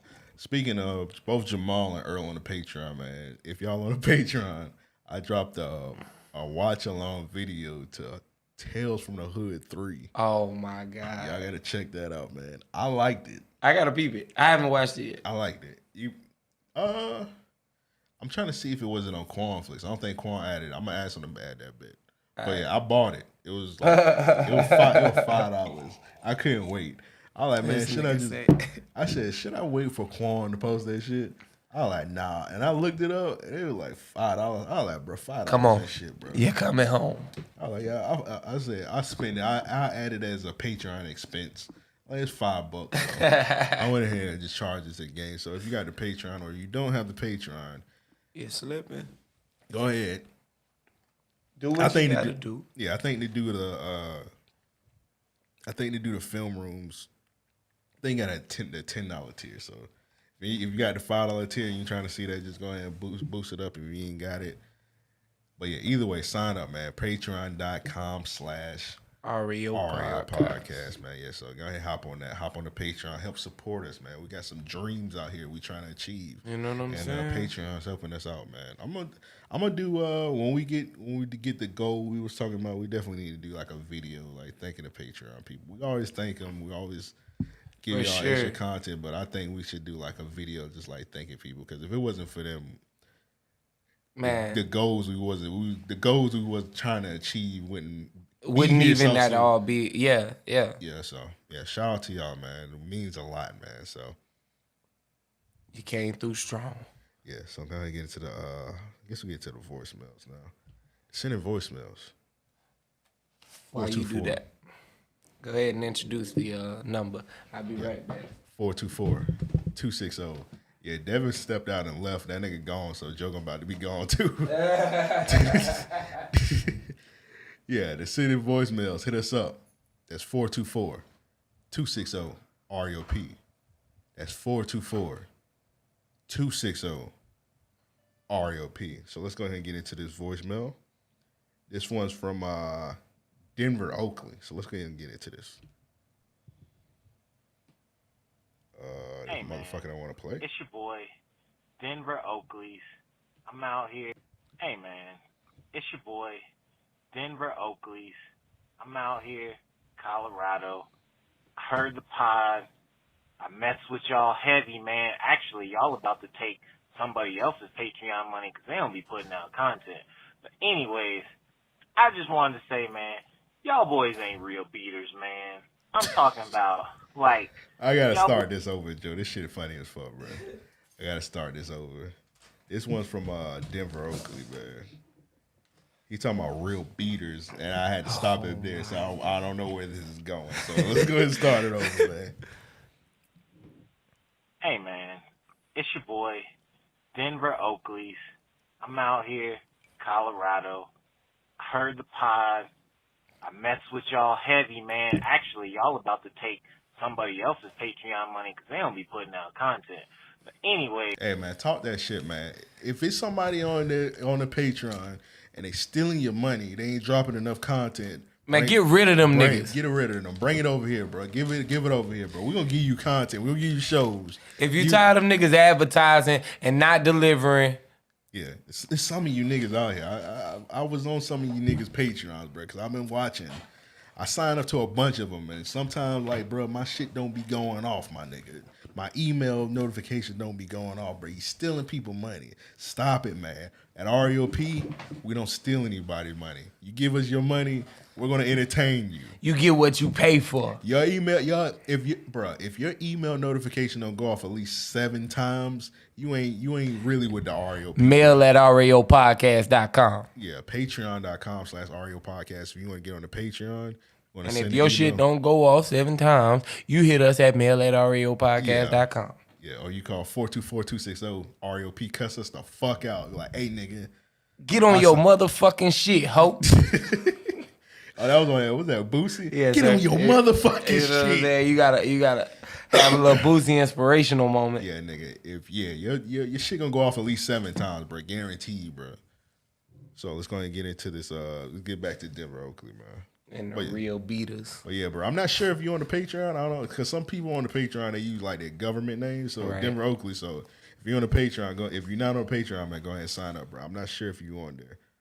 But if you are, just let me know. I just wanted to say, man, y'all boys ain't real beaters, man. I'm talking about, like, y'all boys trashing Sara J. Come on now, man. Come on, Sara J. ass. She is nasty. Trying to see them titties. That big old ass. And she snatching niggas' souls, soaping people and everything, man. Come on, man. Devin, you like all them pit bull dykes be looking like that mayor out of Chicago with that dirty tennis ball hair, man, all short hair looking dyke niggas, man, wearing jeans and got fresher Jordans than you and shit. You know what I'm saying? Got fresher cut than you, man. Come on, man. Y'all ain't real beaters, man. I tear Sara J up, man. Plus, y'all boys ain't even mentioned Ayana Angel. Bro, this might be the intro Alexis this week. Breeze. Yeah, I mean, y'all missed out on some classics, man. Like, y'all ain't no real beaters, man. Come on, man. Y'all need to invite somebody on there that knows what they talking about when it comes to these flicks, man. Hey, holla. Now, I will admit, I don't know a lot of porn stars by name, so he broke one out with Ayana Angel. Bro. He broke one out with Ayana Angel. But she a goat. Yeah, I would not do Sara J. Not if I not first. I mean, I would definitely fuck Sara J. That's what I've been saying, bro. Like, the niggas ain't like they won't fuck Sara J. I will fuck her, bro. That nigga that was just in here 30 minutes ago claims he would not fuck Sara J. Let me tell you, he's a nasty nigga. Let me tell you what happened. So if you're on the Patreon, you already seen who we did, I think, next week's episode of the OnlyFans review. So if you're on the Patreon, you get to see the next week's episode of OnlyFans review.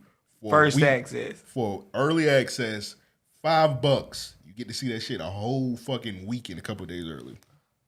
So let me go ahead and spoil who we did. We did Alexis Andrews, which is the white porn star. Uh-huh. And she from here, right? Yeah, she from Jacksonville. Dude. When we get in the studio, we might have to got a plug on her, so we'll have to bring her through. Set up an OnlyFans set? talking about just doing our podcast, but yeah, sure. You want to do that, yeah. I'll run production. I'm joking. Wish I had a train noise on here. All right, that would be a problem. Why did I say that? Why did I say that? Sometimes I gotta think before I talk. I gotta think before I talk. Oh man, bruh. Yeah, we should stop. All right, but yeah, it was a Alexis Andrews episode. So he do his favorite clips, and one of the clips he did was it was a part where she fucked a dyke with a strap on. This dyke had a fade, bro. He's like, man, this is my favorite part, bro. I like dykes. He said that word for word. If you go listen to the shit if you got the Patreon. Or just wait till it come out next week. They didn't say word for word out his mouth. I like dykes. While this lady is hitting a dyke with a bootsy fade from the back. No. With the dyke ass clapping. It's all right. This nigga, that was the first scene he brought. He came out the gate with that bit, bro. You know how the baby come out the gate rapping? Yeah. This nigga came out the gate with the dyke. Straight out the back.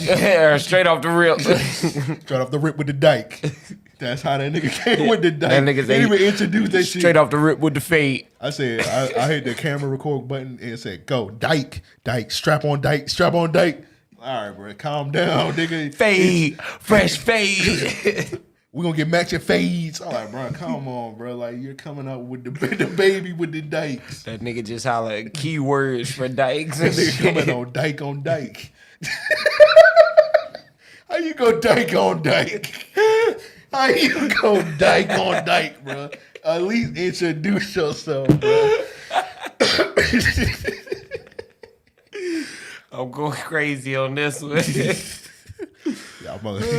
That's funny. But yeah, she hitting the dyke from the back with a strap on.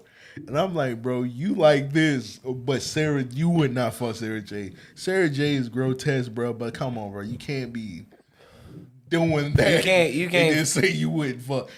I roast him all the time because he said he wouldn't fuck some Fantasia.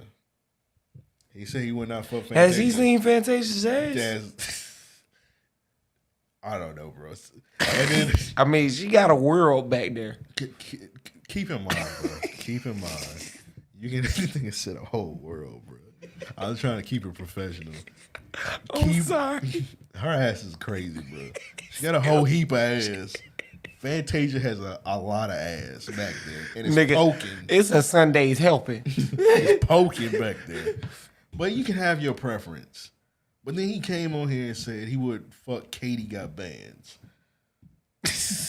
Katie, I've said it before, Katie Got Bands look like the hamburger. Yeah, nah. You can't come on here and say you're going to fuck Katie Got Bands. I think Fantasia ugly. He got a different taste, bro. I like peanut butter and jelly. That nigga might like. Yeah, I ain't gonna say my brother got a terrible taste in women, but hey, man, it is what it is. I said different. I ain't say terrible. I said different. I say terrible. But yeah. It's pretty different, man. He got a wide palate. Let's just say that. Hey, man, that nigga had retweeted that thick dyke thread. I was like, all right, bro. Get off the podcast. I almost had to change the podcast faster. I was like, all right, man, you fucking the brain up. All right, bro, you're fucking the brain up, bro. First I was change the password because the nigga was retweeting J. Cole threads. I was like, all right, bro. I'm gonna be nice. I'm gonna be nice because there's some people out here that like J. Cole. Right, and he hot. Like he be rapping. All right, man. Whatever. Uh-huh. I'm not gonna be hating nigga. I'm like, all right, we might have some podcast fans that are clinically insane that like J. Cole. So leave him alone. So then he did a big crit thread. I'm like, He retweeted the thick dyke thread. I was like, all right. I just went and deleted it. Deleted it to the retweet. That nigga said, I'm gonna politely do this quietly. All right, right, this is the second straw, my nigga. Next one, you ain't gonna have no Twitter access. I ain't even gonna hit the group chat, the podcast group chat. I'm gonna hit Joe like, hey, bro, he don't do password. Only thing is that might put both our accounts back at jeopardy of security. Easy, I got David out the paint. Oh, it's his shit got out of the paint because That's he never his changed. fault, He never changed his cell phone number. I changed the cell phone number. So when you did that shit, I was like, oh, okay. I just easily just went back. Right. When you get a new cell phone number, you're supposed to add that to everything you get, so your security won't get fucked up. So hey man, so it's kind of your fault, kind of his fault. I don't know. I don't know if it's like 75-25. I would say 75 his. Yeah, I was going 75 his, 25 yours. I'll take 25. Bro, what was you doing when you did that shit? Bro, trying to get in. So thank God I didn't have my Twitter at the time, because when I came back and got my Twitter, I had my old number on my shit. So if I had my old Twitter account, backup, if I had the Ampavelli, that bit would be gone again. Yeah. Because my old phone number was on there. But Joe, I don't know what you logged on and you accidentally, I don't know. What you did, bro? Bro, it was like, hey, you got to give me your number and I'm going to send you this code, bro. You got to, like, give it back to me. I was like, hey, man, niggas be asking me to do shit like that with my bank account, bro. They be asking me to flip 10 bands like that. What you want? Twitter was like, nah, bro, as soon as you do this, you got the insider's access. Okay. I'm like, all right, I'm going to see what y'all talking about. You about to get a verified account? Verified check? We was talking. You want this check? Give me all your information, nigga. So, yeah, this nigga put his number in. They was like, what's your cell phone and your social? I said, what? They said, what's your cell phone number? We was playing by the social. We was trying to get you, nigga. We meant your other social handles. You know. So this nigga done put his number in. I guess he didn't realize he was on a podcast account. Yeah, I did, and it locked everyone. It locked everybody. Whoever was on it. It locked the gaming podcast Twitter. It locked Devin shit. It locked Joe shit, and it locked the podcast shit. Luckily, all them shits got IP banned. Yep. Luckily, my shit was up in like 32 an hour. Like I was back up moving in no time. Yeah. All the other shit, I instantly just hopped on Twitter and be like, I just hopped on the computer and like, okay, I got everything back instantly. Yeah. Only person still ain't got their account back is Devin. So that's his fault. Yeah. That's his fault, man. That's God, bro. He want him out the paint. That nigga said Did you tell him that? I should. I might leave him a note. Yeah, next time that nigga asked me to get his account back, like, bro, that's God, bro. You don't need an account, bro. You don't need an account, bro. Ask the Lord, bro. Go to church, my nigga. If you go to church 10 times, I'll help you get your account. That'll be good, bro. You been watching Lovecraft Country? Oh, man, never mind. I forgot. What does that mean, nigga? I forgot, nigga. You're not in this entertainment world, bro. I'm offended, my nigga. You're not present, bro. You're not here with us. I'll admit, man. I'll admit, I don't be on top of it with the shows, dog. Right, bro. Now, I'll watch, like, my shows that I'll fuck with, like, Better Call Saul. I'll watch that every week. I've been watching Fargo. I'm caught up on Fargo. This season, okay. It's okay? You like it? I do. You don't? I don't hate it. Okay. It's just okay. Why just okay? I feel like all the Fargo seasons start out okay. I haven't, this is my first season. This is my first season ever. Like, I didn't even watch the movie. Okay. So I'll say this. My interpretation of... Also, people probably wondering, Fargo, each season is different, so... Right. So, yeah, you just watch it and be straight. Now, from what I read was that they're all set in the Midwestern, setting. Yeah. So, like, around that same general region. Only seasons that's connected is 1 and 2. Okay. So, for me, this was a... I went back and read a little bit about the origin story and such. Yeah. I think what's most compelling about this season to me, and I'm saying it from I watch a lot of, different shows. I like the way they're introducing the racism, the way they kind of had the girl narrating that first episode, to me was huge because it set a tone. Like, just in her narration, it kind of conveyed I live in a different world. As a black person, I live in this different world. I have to tell you about it from this perspective. You know what I mean? Yeah, a couple of things I like. It showed the perspective of the different races. One thing, I don't know if I'll be nitpicking. I just don't believe that girl got a white dad. It's just hard to believe, bro. Because she's pretty dark skinned and her dad white as hell. Am I tripping? I mean, my daddy ain't the darkest. Okay. My dad isn't even light skinned. Like, in my opinion, he's not white? like. He like, is your dad like? He's fair skinned. If it was. Your dad Logic? He passing. He Logic? Nah, but he got a comb Logic back. or black? He got a comb back? A comb back. Comb back. Oh, he got a conch. That's what they. Your daddy Will Ferrell, nigga? This nigga daddy Anchor Man. That's funny. Gonna rustle a bear. I mean, and I'm with you there. Now that I wasn't, I was kind of trying to figure out the backstory. I got over it within 3 minutes. Real but it was quick. kind of weird because her parents own a funeral home, and then like the mom is black, so she got to do like the black funerals. And they got to do it like in the backyard or some shit. And the white family, the dad do the white funerals, and they did it in the house. Damn, I didn't even catch that. Yeah, they had to do it like in the back. Cause when she came in, she was like, "Can I come through the living room this time?" And I was like, "Damn, that's fucked up." Like she can't even come through the living room because they were doing a funeral in the house, the white funeral, and she had to ask for permission to come through the kitchen because she a black girl, and they can see her come through that kitchen. Who knows what's gonna happen? But he just said fuck it. He just let her come through the kitchen, and it was also kind of weird because, well, it wasn't weird. It just kind of opened my eyes. I never thought about it. How the white people they do classism against each other. So like it was like the Italians, and they had the one dude, the Italian mob boss. He got shot in the neck. And he tried to go to the hospital, and it was like it was a white person that ran the hospital. He was like, "No, you can't come in. Your kind can't come in here." So it was like a white person not letting the Italian person that's dying, bleeding out, come in to the hospital. And this mother, I'm like, bro, y'all both white at the end of the day, but I don't know. I guess it's right. Yeah. Well, see,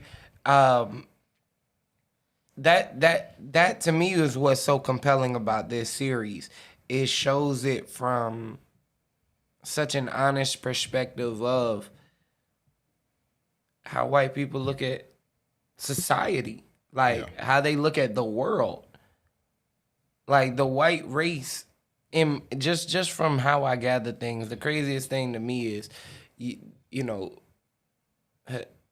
people from different countries come here not knowing English, and the first thing oftentimes you hear, and not even to say it like that, but you have heard in the past many times, learn English and da-da-da, right? Yeah. When you go to these different countries, even when visiting, you're not dabbling to try and learn none of their language. You're not taking interpreters with you everywhere you go. You know what I mean? Yeah. So it makes it a double, like, man, it's just crazy to me. They truly feel elite in the sense, though we're white, you not white. You just spicy white. Yeah. you mayonnaise with a little hot Well, I sauce thought you in were it. going to say, didn't do nothing. I was like, No. Devin's rubbing off on you. No. Let's ban that and Bussy from this podcast. Yeah, Bussy definitely. After the shit, we are Baptists. Shout out to Jalen Ramsey, man. That nigga was brawling this weekend, bro. You seen him beat the fuck out of what's it called? Yeah. Let me not say that. Yeah. You couldn't really see, but Jalen Ramsey our dog, so we gonna assume he beat the fuck out of that nigga. We're gonna give him the benefit. Yeah, we're gonna say he windmilled that nigga up. Man. We at least know he snapped his fingers afterwards. Yeah, he beat that mag ass nigga up, man. I can't imagine that. I need to see the whole thing. I need to know how that shit started. But back to Fargo, that nigga Chris Rock, bro, murdering that. Bro, he's doing an amazing job. Bro. He killed it, bro. And that's what compelled me to watch it. Oh, you just seen Chris Rock? Yeah.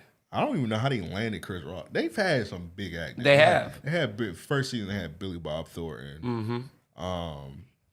I'm trying to think. He's not a big actor, but he my nigga. Bukim Woodbine. Yeah, I know you're talking about. Yeah. See, I was telling Devin earlier that shows like this often, because they're so slow starting out, they're hard for me to get engaged with. Like True Detective was one that I would kind of put in a similar vein. They changed their seasons up and, you know, followed a similar pattern.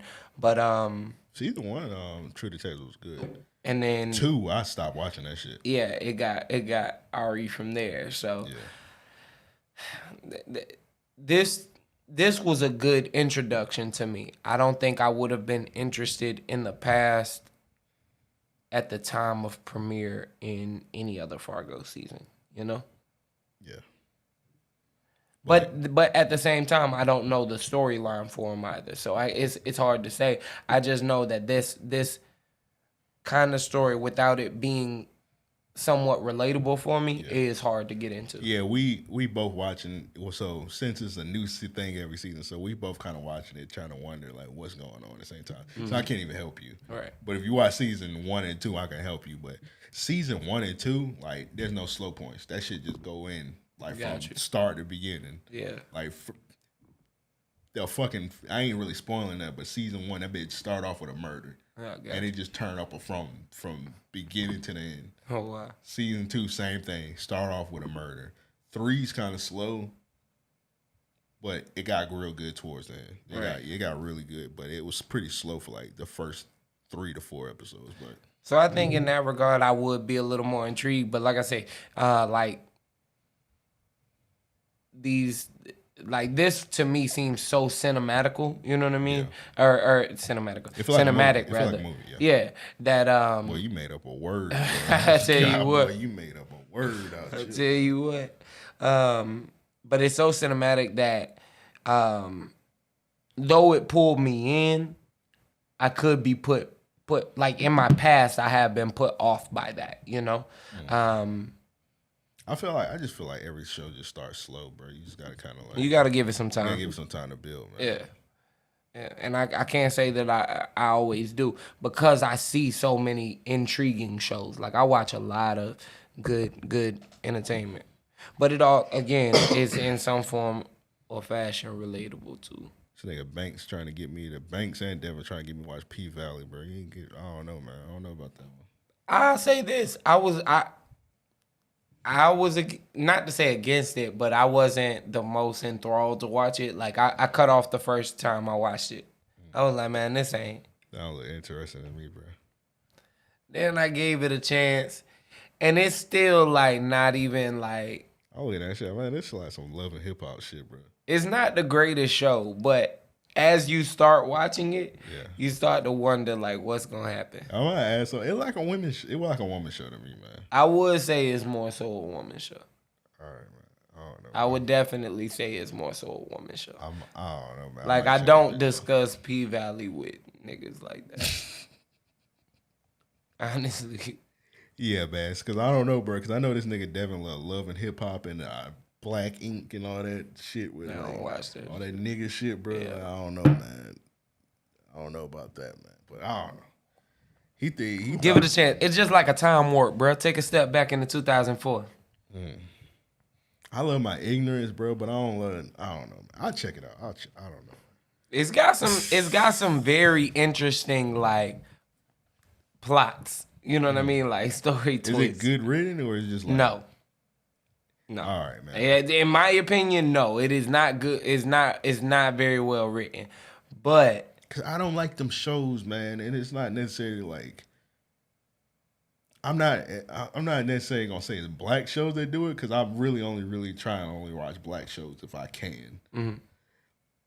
But it seemed like it's like shows that's like poorly written that just like it's just packed with drama, like Empire. or like Empire, or like I think that the bigger Power. Like this shit's not goodly written. It's just basically just off drama and stupid shit. Well, I think the bigger thing for P Valley is this little glimpse of hope that you watch for, more so than the drama that ensues with it. Like for example, Insecure. It got a lot of drama, but I feel like some of the episodes are good written shows. Right. Yeah. Sometimes it's some lazy shit that kind of like harp on like Twitter shit. But yeah, sometimes it got some good written stuff. I fuck with it sometimes. Yeah, I mean, I enjoy Insecure because to me it is an honest perspective from Hollywood. You know, like from a widely spread entertainment. I love the Twitter discussions too. Yeah. Because Be projecting after that shit. a lot of people have been in relationships that have been similar, or their relationship has went through circumstances like so. That's what I think most people appreciate about Insecure. Now, did you watch The Shy? No, I'm not watching that shit. I I actually tried watching it. It wasn't good to me. I stopped after like maybe. I want to say I think I finished season 1. Yeah, I think it just wasn't good to me. I was like, all right, I'm not watching this shit no more. the first 2 seasons I watched. The first season, I was like, it's pretty good. I thought it was pretty good, and I saw the potential in it. The second season, they did too much, and I was like hoping they kind of came back with the third season on it. But I heard this last season was like really terrible. it was the worst. It was very poor. To me, it was how much drama can we pour into one season? Yeah. They had to keep your mind off of the fact they lost 2 of the main characters. Yeah. In the storyline. That's some Me Too shit. Yeah, and tried to replace them. Like I both of them ain't go down to that though, did it? Nah, just that Jason dude. Yeah, but I don't know what happened to the other one. They killed him off, and I don't know why. That's crazy. I hope that he got some, more acting coming out, but he wasn't all that to me either, But yeah, like Snowfall, that's a black show. Man, Snowfall is amazing. It's back. They posted some pictures that they back in production. Yeah, they started recording this week. So yeah, shout out to Snowfall, man. Yeah, I haven't watched Snowfall. Get on that, man. We might need to do when Snowfall come back, bro. We might need to have to do like a podcast for the Patreon, like a Snowfall appreciation podcast. No, just like each episode. Like talk about that motherfucker. I'm with that. Just. So one thing that I do a lot of now is like I go back and I've done it for a few years, but I go back, I watch for all of the things that I missed time and time and time again. You know what I mean? So that's why I do spend so much time, you know what I mean? Like, and it's not even to where it consumes me. A lot of it is as I'm doing other things, Yeah. But I'm looking for like why they zoomed in on this and how it comes back into play down the road. Like all of it's so intriguing to me because it does tell such a greater story when you're actually paying attention to the movie. When you start to discuss those things in casual conversation, I think you realize how little people pay attention to. Yeah, most people don't pay attention. Like, bro, you talk about the colors and shit and different shit like that. I was having a discussion with Eric because I like video editing and shit like that. And right. Like it was something I noticed in the video.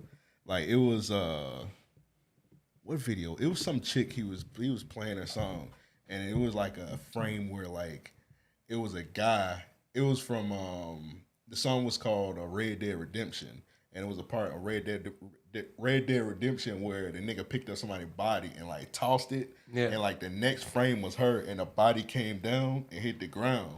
I'm like, bro, that's amazing. And he was like, what? I didn't see that. I'm like, damn, bro, how you ain't notice that? But I like, most people don't notice shit like that. Right. Right. And I was like, bro, that person that edited that video, that shit probably took them like 4 hours to do that. Right. That So one much little time. frame, And nobody noticed that shit. that don't even include the studying time. You know what I mean? Yeah. Like the time they probably spent preparing and like just in preparation. So yeah, that's a lot of what I think about. I'm always looking at the lighting. Yeah. I'm really big on the lighting, like the show Ratchet on Netflix. I heard about that. I'm really intrigued to watch that soon. One, because it was on at my parents' house. My pops that came into town about a week or two, and I got to see him or whatever, and they had it on. The color so vibrant, right? Yeah. But the dialogue that they use, the way that the characters articulate themselves is so descriptive. It's intriguing, you know. That's another part of. That's another thing that keeps me intrigued with Fargo this season 4. Yeah. The nurse, the way that she talks. I hate that fucking Minnesota accent. Well, yeah, of course, but I'm talking about like the way she frames her sentences and the fact she knows several different languages. To me, all of that is playing such a bigger part that we're not really seeing just yet, you know? Yeah, right now she's like a recurring character. I think she probably like gonna be like the main fucking boss towards the end at the season. She gonna be something big. She gonna be something intricate in Old Boy's plan. Cause she's already trying to kill that little girl for whatever reason. That shit don't make no sense. Yeah, that's crazy. And she met her at the funeral. All right, let's not spoil it, bro. Yeah. Go check out Fargo, man. Go check it out. How did we get here from fucking talking about fucking Sarah J? Damn. That's insane. I don't know, bro. Y'all just gonna have to listen back. Or y'all listening now, so I don't know how we got there, but shout out to Denver for that, man. So let's get into this next one. Yo, what up, fellas? This is Nelson. I'm probably one of your like 4 New York listeners, but I fuck with y'all heavy. Shout out to y'all and Joe and Devin. Real quick question. This is probably something that's been asked before. I'm not sure, but I figured I'd ask it. What are some of you guys' personal favorite video game soundtracks? If y'all want to rattle off a quick 5 or 10, it's up to you, but I'm interested to know, you know, because I'm more into fighting game stuff like the old Tekken soundtracks and the old Street Fighter soundtracks and stuff like that, and even stuff like Chrono Trigger. So I'm interested to see and hear what are some of y'all favorite video game soundtracks. If y'all answer this, I appreciate it, and keep doing your thing, man. I've been a fan since episode before 100 when y'all were doing the crazy brackets and all them type of episodes. So it's dope to see, you know, you guys coming up, doing y'all thing, and I'm gonna leave it at that, man. All right, y'all have a good one. Later. All right, appreciate that, Nelson. For sure. Favorite one? You said Chrono Trigger. That's my favorite one. I don't know if y'all hopefully y'all fuck with us. So I don't know how far along y'all listening to the episodes, but at the end of the episode, I always put some kind of video game like outro. So one of the ones I use obviously all the time is I use the Street Fighter one. I use the Mario one, so those are my favorites. Like, I love the soundtrack to Mario. I love the soundtrack to Street Fighter. Chrono Trigger's one. One you didn't mention, I love the soundtrack to Sonic.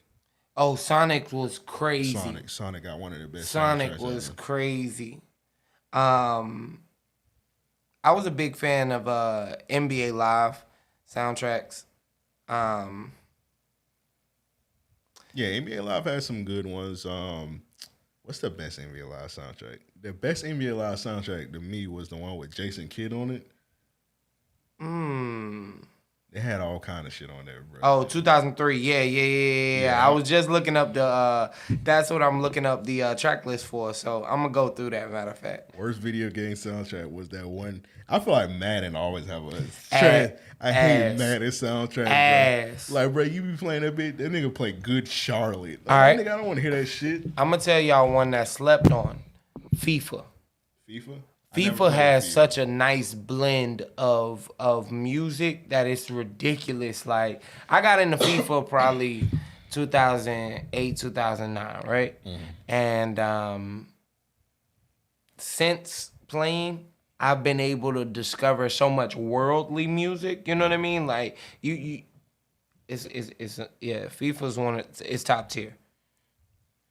What they be playing on that, bro? They playing Burner Boy and shit like that? Nah, man, they play like international artists that are like big in their country. So like they play like for like UK, they play like Skepta and shit. I'm assuming like they play Skepta. Burner Boy, he made Afro, what's they call it? Afro beat music. You ever heard of Burner Boy? I have. I recently got on the Burner Boy. DeVito? I think that's that nigga name. I mean, I can't give you. I haven't played. Popcorn? I haven't played FIFA in a minute. Now. I haven't played a video game outside of 2K in a minute, and the only reason I play that now is just to pass time. Bro, you gotta get off that narcotic. What you mean, bro? I be work. 2K is ass. What? I don't like 2K. 2K is. I feel like 2K haven't been good. I haven't bought a 2K in like 2 to 3 years. To me, it's the same game we've been playing. I mean, they kind of changed the controls on the new ones, bro. They have. When they do the little like, you gotta pick like what kind of player position you do now. I hate a lot of. I do have my dislikes, but my thing is, I gotta play basketball. Yeah, basketball and FIFA, I'm with. The only thing about FIFA is if you pick the wrong build on 2K now, bro, you ain't scoring, bro. I don't care how good you is. Right.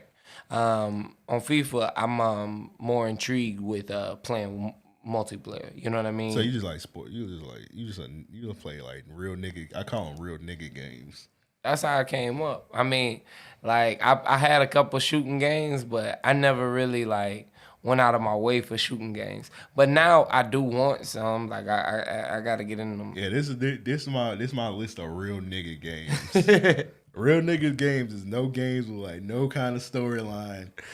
Some do have storylines, but like it don't take much thinking. Like for example, like you don't got to do no puzzles or nothing. Right. That's what I call real nigga games. Yeah. Madden, 2K, FIFA, UFC, Grand Theft Auto, Mortal Kombat, Street Fighter.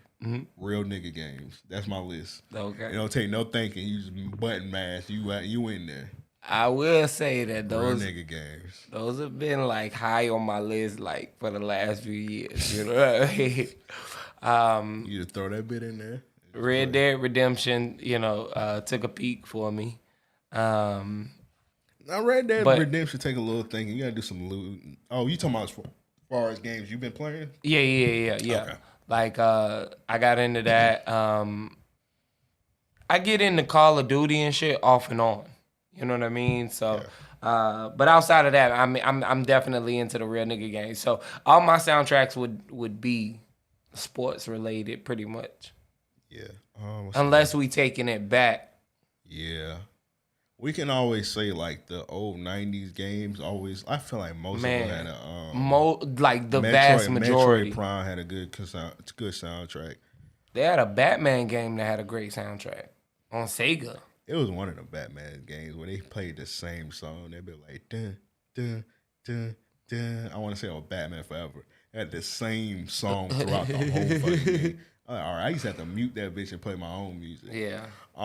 Some of the newer ones. Ninja Turtles had an ass soundtrack. Ninja Turtles.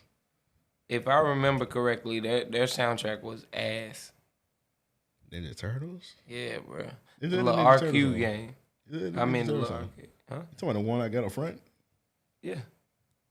Oh, yeah, they say he played the Ninja Turtles song. Teenage Mutant Ninja Turtles. They say that, play that. Yeah.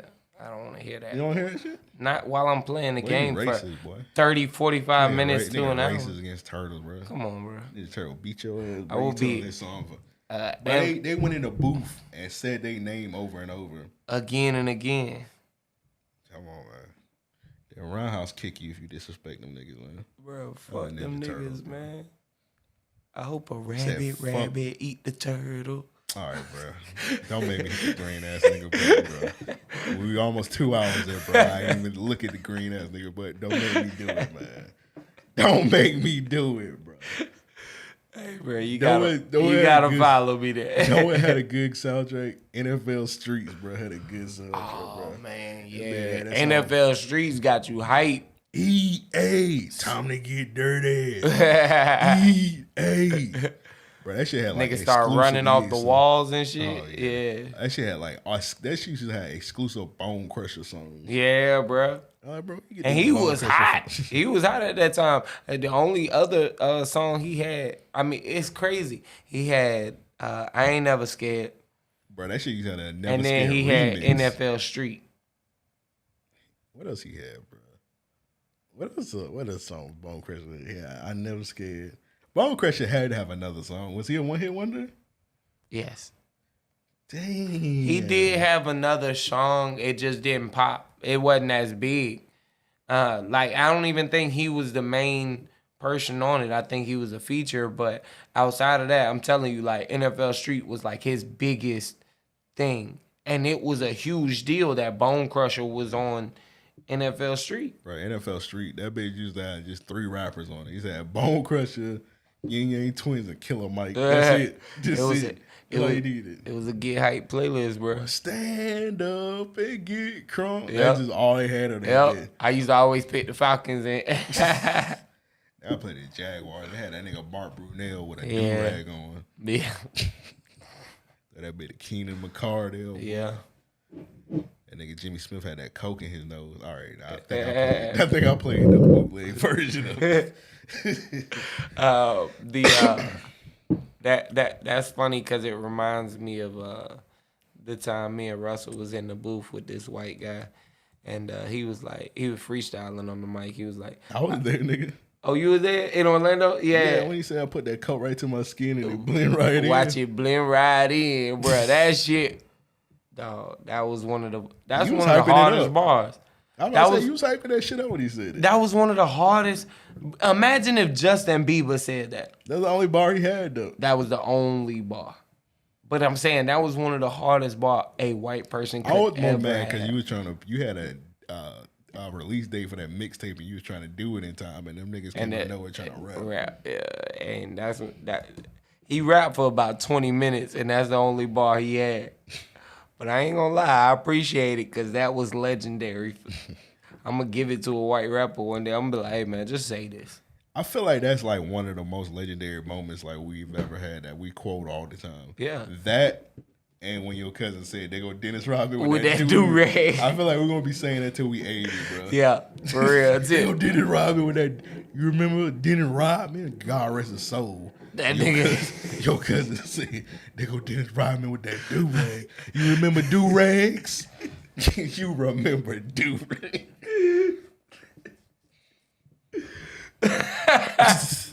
That's funny, yeah. So those two are definitely probably the most iconic like moments.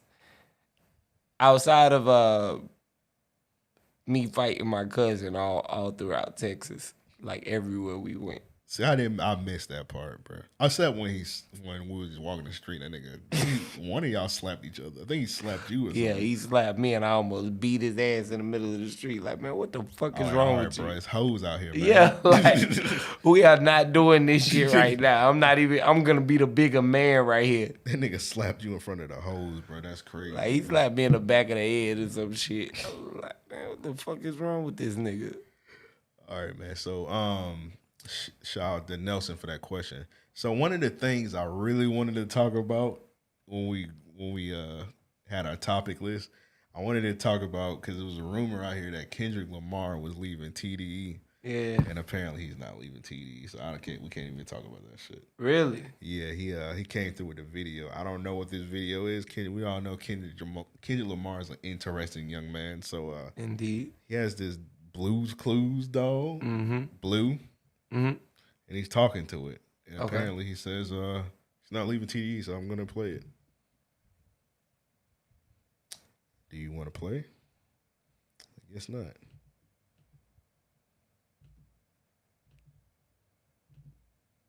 All right, bro. Let me see if I can find another way. Yeah, of course this shit does not want to. Is it? Yeah, I gotta get me a new laptop, man. Hold on, let me see.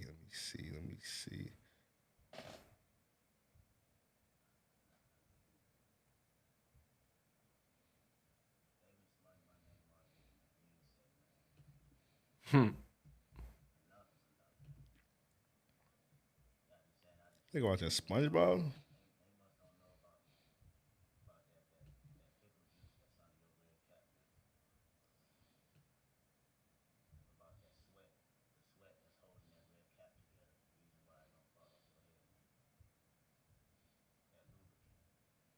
What? No. Sorry, that's how that said. So That's all they said? yeah, that's it, man. That's where it cut off? That was the last thing he said? Yeah, the last thing he said, bro. That lubricant? Yeah, the lubricant, bro. He got a new lubricant coming out. So when you all right, so Kendrick Lamar, we all know that Top Dog, they've been having a little issues here and there. You know, SZA, she had to pretty much beg to get that song. That song that she got. Really? She had to beg. She do that every time. She kinda like saying fans ask her like, so where's the new music? She was like, well, ask Top Dog, he's holding me hostage. Damn, I She ain't knew know that that. before every album release. I ain't know that. Yeah. I thought that she was on the whole stint of I ain't want to do music. Nah, she was saying, she pretty much saying like Top was like holding her down. And whatnot. Okay, so that's news to me. They always do that. And I think I seen like a stat where like TDE has not dropped like an album in like 2 years. 2 years, yeah. That's ridiculous. Right. Do you? My question was about it. What was you about to say? If in my opinion, honestly speaking, like SZA has become a force under TDE, but if Kendrick wasn't dropping, none of the other artists mattered. And I don't mean that disrespectfully. I just mean it from the perspective my fault. Schoolboy Q dropped the album last year. What? Crash Talk. Oh, I ain't even know. But I want to say like the stat was like he was like the only one in like 2 years or something like that. I ain't even know. Yeah, he dropped Crash. It wasn't good. It was pretty bad. So, to me, like TDE's biggest marketing force is the fact that they move as one unit. They have that no limit approach. When one is dropping, they're all pretty much dropping. You see them all collectively doing something in a major way. You get what I'm saying? Like they were able to introduce Isaiah Rashad to a wide platform of people without him having a major album, without him having an album for that matter. To my knowledge, I think he still dropped mixtapes up to this point. But I don't think he has dropped nothing in like 2.5 years. Yeah, it's been a while. I just don't like I say, I don't think he's had an album per se. Schoolboy Q was like the 1-2 tandem with Kendrick, and then they tried to sneak in J-Rock, as a individual. Put some respect on J-Rock. Grammy Award winning J-Rock. What I'm saying though is originally in my observation of it. Yeah, we know Kendrick is the main nigga. Yeah, they snuck in J-Rock and they was like, all right, look, we got this veteran, who y'all don't know much about. Let's educate you. They gave him his flowers, you know what I'm saying, his time to do his thing, you know what I mean? And then they put the focus right back on Kendrick. So. And my timeline is not in order, of course. I just say it to say the way that they brought out artists was around Kendrick's momentum.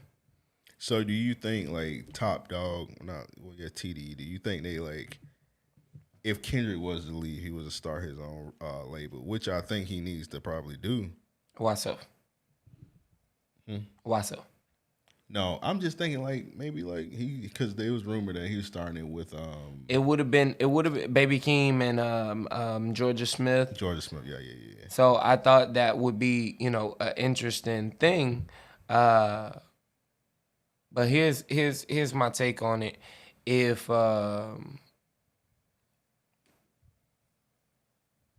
he leaves, what? Can they survive without Kendrick? I don't think. I feel like they can. I feel like what they would have to do is just get somebody new. I don't know. Like we didn't even mention this nigga App. So does this nigga even still exist or rap? Right. Bruh honestly could be dead. We wouldn't even know. Yeah, I was never the biggest Absol fan, so I'd never be checking for an album. Fluke, bro. He dropped one hard album. Yeah, and got the fuck out of there. Yeah. I don't think that it would be an easy road for them. Like, I like J-Rock. I like J-Rock more than I like Schoolboy Q on an everyday listen, right? Yeah. Schoolboy Q has more bounce than J-Rock, though. Like, he has more songs that you're liable to play if you want to get more upbeat, more energetic. And then Isaiah Rashad, to me, is more from the everyday lifestyle, but I will put him in a J. Cole, Kendrick Lamar, I mean, not Kendrick Lamar, but Big Crit category, right? So if you tell me that you're not the biggest fans of Crit and Cole, I look at it and say, like, how big of a fan would you be of Isaiah Rashad? I ain't really tapped in on bro like that. So in that regard, man, it would be tough for them to survive. My take on it is because SZA has been such a force. Yeah. I feel like she could be their main artist, right? Yeah, I feel like even though Crash Talk wasn't that, I feel like Schoolboy Q is big enough of an artist where they can survive with just off him. Well, not just off him. I feel like he can be like one of the main ones, but like what they would have to do, they would have to sign somebody else like outside of the family and branch out. Because some of them other niggas, they like, what's Sir? You talking about him like they talk about Jimmy Butler.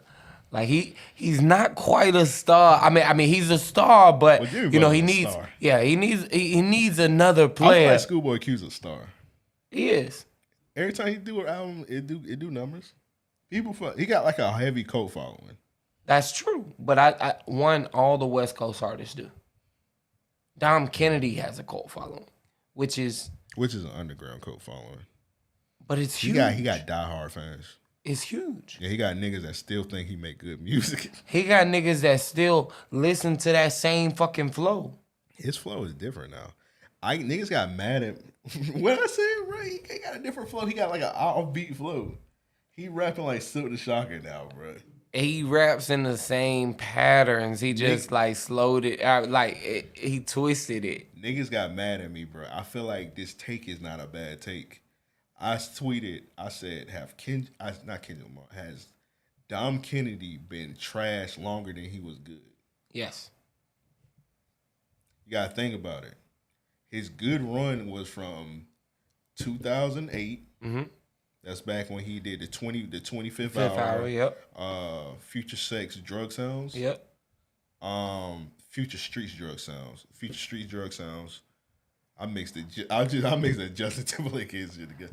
Future Street Drug Sound. The Best After Bobby. I will probably give West him. Side from Love. I would probably give him up to that. I would give him 2008 to 2013. Okay, because I was gonna say 2012. Some people the last good Dom Kennedy album I heard was Get Home Safely, and some people didn't like that. I wasn't mad at it. It had an acquired taste. Yeah, that came out like 2013. Okay, that's the last thing. But that was 7 years ago. Westside With Love to me was his Sayonara. That was like 2011. His best mixtape ever to me was Yellow album. The Yellow album. That was hard. That was before. That was hard. That was before. I think that was around what 2010. 2010, 2011, 2012. So one of them. I want to say 2010, 11. It's one of them. But from 2008 to 2013 was Dom Kennedy's best run. Like that nigga was unstoppable to me. For sure. Because he was included in a lot of things that. Yeah, niggas was like legit. Every time he wasn't on the XXL freshman list, niggas was angry. Yeah. But I mean, like features. He was included in like his name was being mentioned as a presence in conversation, like amongst other entertainers. To me was. I feel like he's bigger now, even though the music's not there. I feel like he's bigger now because he was just on Big Sean album. He was getting bigger features. But he's getting bigger features now. I think that now that's out of relationship. He executive produced that last Game album that came out. He executive produced that. He was like on 5 songs on that motherfucker. Which kind of makes me want to say though, how much do this may be problematic, but I think Game only did that because Dom and Nip was best friends, and he kind of was trying to. I think Game was trying to kind of exploit it because he was kind of like he had using like everything he could. He had like around 50,000 nip bars on that whole album. So I think he was exploiting that, but that may be a problematic take. But that's how I felt. Him putting Dom Kennedy, like who makes an album like, man.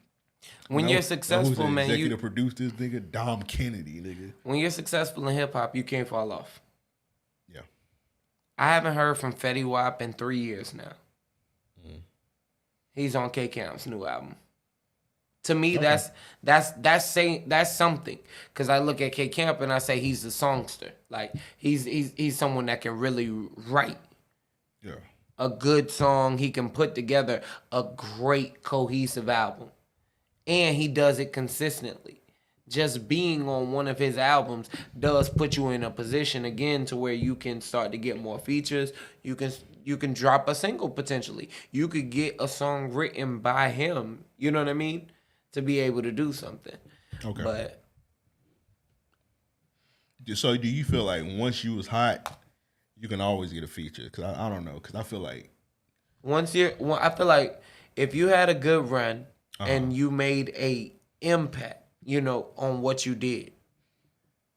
I don't know. I think people just like itching for like a Fetty Wap like return, because when Fetty Wap first came out, that nigga was like, I love Fetty Wap first album, bro. I don't want to call it a classic, but it was like.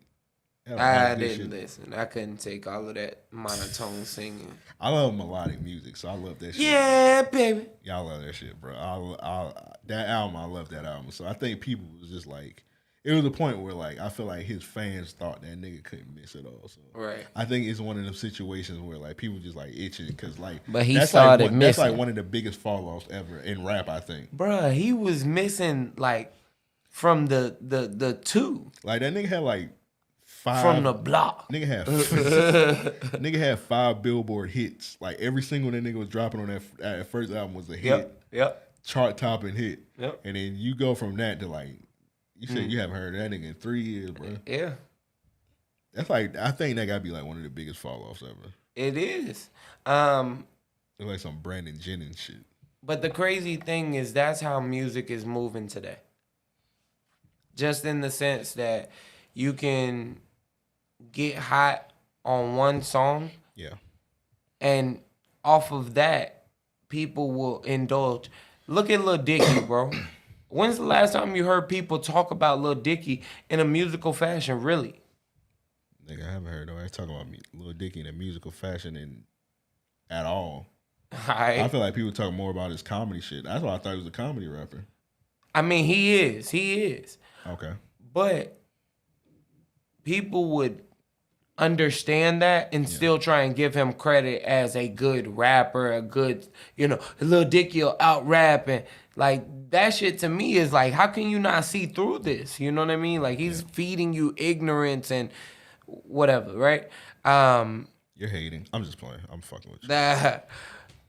But he couldn't miss. We allowed him to release on the radio. Yeah. What song he had on the radio? That Chris Brown shit? I'm your nigga shit, yeah. I'm gonna be honest, bro. I've only heard that song with like memes, like clips. I couldn't even take that serious when that video came out. I'm not watching this shit at all. I wasn't a fan. I wasn't when they about played to. That shit I'm not shocked. I feel like the hook was kind of catchy. Like I ain't like it, but like I woke up in Chris Brown's body. I could see that being a catchy hook. Right. It's kind of weird, but yeah, I can see it being catchy. But the nigga part, like, how could you sit through that song, hear that, and be like, all right, we finna run this? Yeah, I feel like I think most people was mad when they heard that shit. Right. I don't know why Chris Brown okayed that. That's kind of weird that you okayed that. Man, do you know how many levels that got okayed on? Like, everyone in the studio, everyone, like, it's so many moving parts that was from the label to marketing to... Hey, man. Call me what you want. Not you. I'm talking about the people that okayed that shit. Not you. Yeah. I just said to say, man, his presence in music at the time was like, yo, he can't miss. People are still arguing reasons to listen to R. Kelly right now. I hate to bring it up, but Why did you bring that name up? Hold up, real quick. Kind of on what we talking about. That's why I respect Trinidad James because he came in the game. He was hot. We quickly realized it was a fluke. But he's still relevant. Not necessarily relevant in music. He's relevant though he still drops in music. the sneaker culture. Yep. He's still relevant in the fashion culture. Yep. He got his own show on Complex. Successful show about sneakers. Mm-hmm. He's still out here, bro. He clearly getting money still. In a lot of ways. And that's what's respectable. I hate for people to exploit anything. You know what I mean? Like, even if you're doing something out of a hobby perspective, at least have interest in it. Find something about it that you can be passionate about to where it's not like, hey, I'm doing this literally because I seen someone else or you know? So moral of the story, back to what we was originally talking about. We're going to get our final yes or no's. Can TDE survive without Kendrick Lamar? No. I think it would be too tough. I'm going to go with, I don't want to say no. I'm going to say no with just their roster they got now. You say yes or no.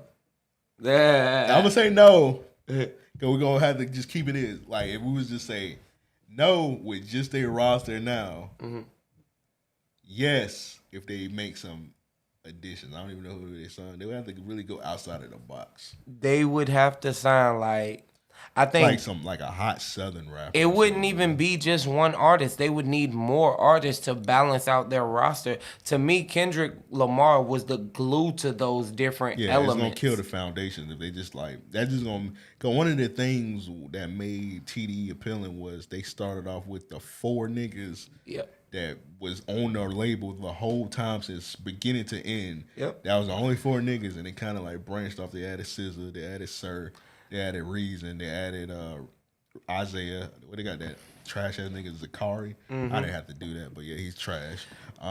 Yeah. You know what else is a big thing that I don't think gets talked about TDE? All of their music, especially when you look at it as an embodiment, represents California. Yeah. Also, all the albums got an element of each other on it. Mm-hmm. Like you can be listening to it. It's a glue, that man. Yeah. Like if you listen to J Rock last album, that felt like it could have went with Good Kid, Mad City, because it's some songs on there where Kendrick Lamar just doing skits. He was you heard that one song where he was like every song Kendrick hop on it back in the project. Yep. He'd do different shit. It was a continue all albums could have went together. It made you feel back at like you were there with them almost. You know what I mean? Or you could see it happening out. You could see things again relatable. With their current roster, I think they become a band of misfits, and that's a poor way of saying it. You know, that's funny. That's a poor way of saying it, but I only say it to say there are so many different, personalities in the music. It would be hard to support them as a label like we do a Cash Money that represents all of New Orleans or from what we grew up on. You know what I mean? And same foundation. That's why I say they took that No Limit Cash Money approach. I can't think of any other label that was as in tune with their artist as those two prior to. You know what I mean? I can't think of one either. Interesting. But so we both got no. We don't think TD could survive without Kendrick. So apparently, from this video, this nigga talking to a fucking Blues Clues dog. He's staying, but I think that nigga should probably. I think all successful rappers, even though it doesn't really always work, I think all heavyweight rappers should have their own label. I think that Cole got his own label. I think that it'll become something like that. Jay had his own label. Nas had his own label, even though it was terrible. He had his own label. All the rap goats have their own labels at some point. Jay had his own. I just said that Jay had his own label. Get your own shit. Even Ludacris had his own label. Shout out Disturbing the Peace. Don't shout out Disturbing the Peace. What? I only say that. Chingy was hard. I only say That's that it. because a lot That's of it. niggas was mad at that business. Like, so. Oh. Yeah. Yeah, he did. Yeah, 2 Chainz rap about that shit all the time. He had to get out that shitty contract. Yeah. So, yeah, nah, fuck that. That nigga 2 Chainz said he didn't even want to do that cypher. You remember when he was in that cypher with Ludacris? He said he got mad when he showed up and seen Ludacris. Yeah. But I could understand that. Don't surprise me. Yeah, nigga, you like, bro, you got me in a shitty deal. I gotta give you $2 million to get out that motherfucker and I ain't got it. Oh, nigga, I'm giving you these hands. Like. That's crazy, man. Let's go and get in real niggas so we can get up out of here, man. So, send in real niggas a week. Hit us up, mail at ariopodcast.com. That's mail at ariopodcast.com. I'll run through my list because we're kind of running late, and I want to see this Heat versus Lakers game. All right, so my real nigga of the week, speaking of basketball, first real nigga of the week is this nigga Russell Westbrook. So he left the bubble, and he tipped his, I don't know what to call them, the housekeepers. That's a good term for him. He tipped his housekeeper $8,000. Mm-hmm. So shout out to him for that, man.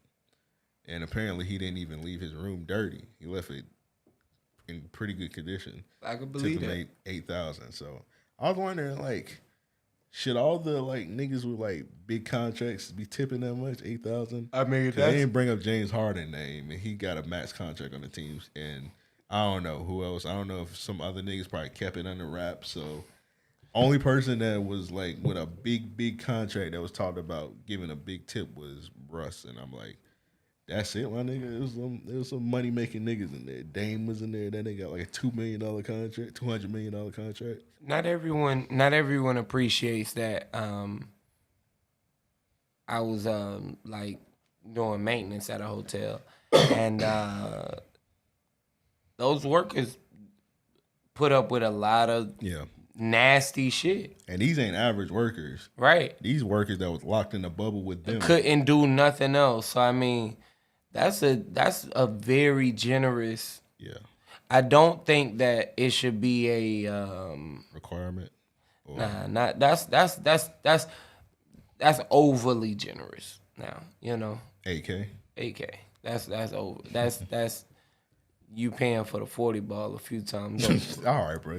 Come on, what are you doing, saying. bro? We ain't talking about sex here. Don't give the housekeeper money. All I'm saying is this. No. I'm joking. All I'm saying is this. They nigga paid Daniel housekeeper. They was hooking my dog up, even though you fucked up his marriage.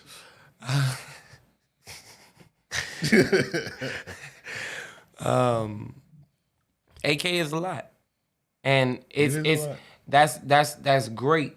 He's able to afford it, but if you do start to look at it from everyone's perspective, AK, that's 25 cents to that nigga. Yeah, everyone can't do that. Everyone can't even afford to do such a generous offering.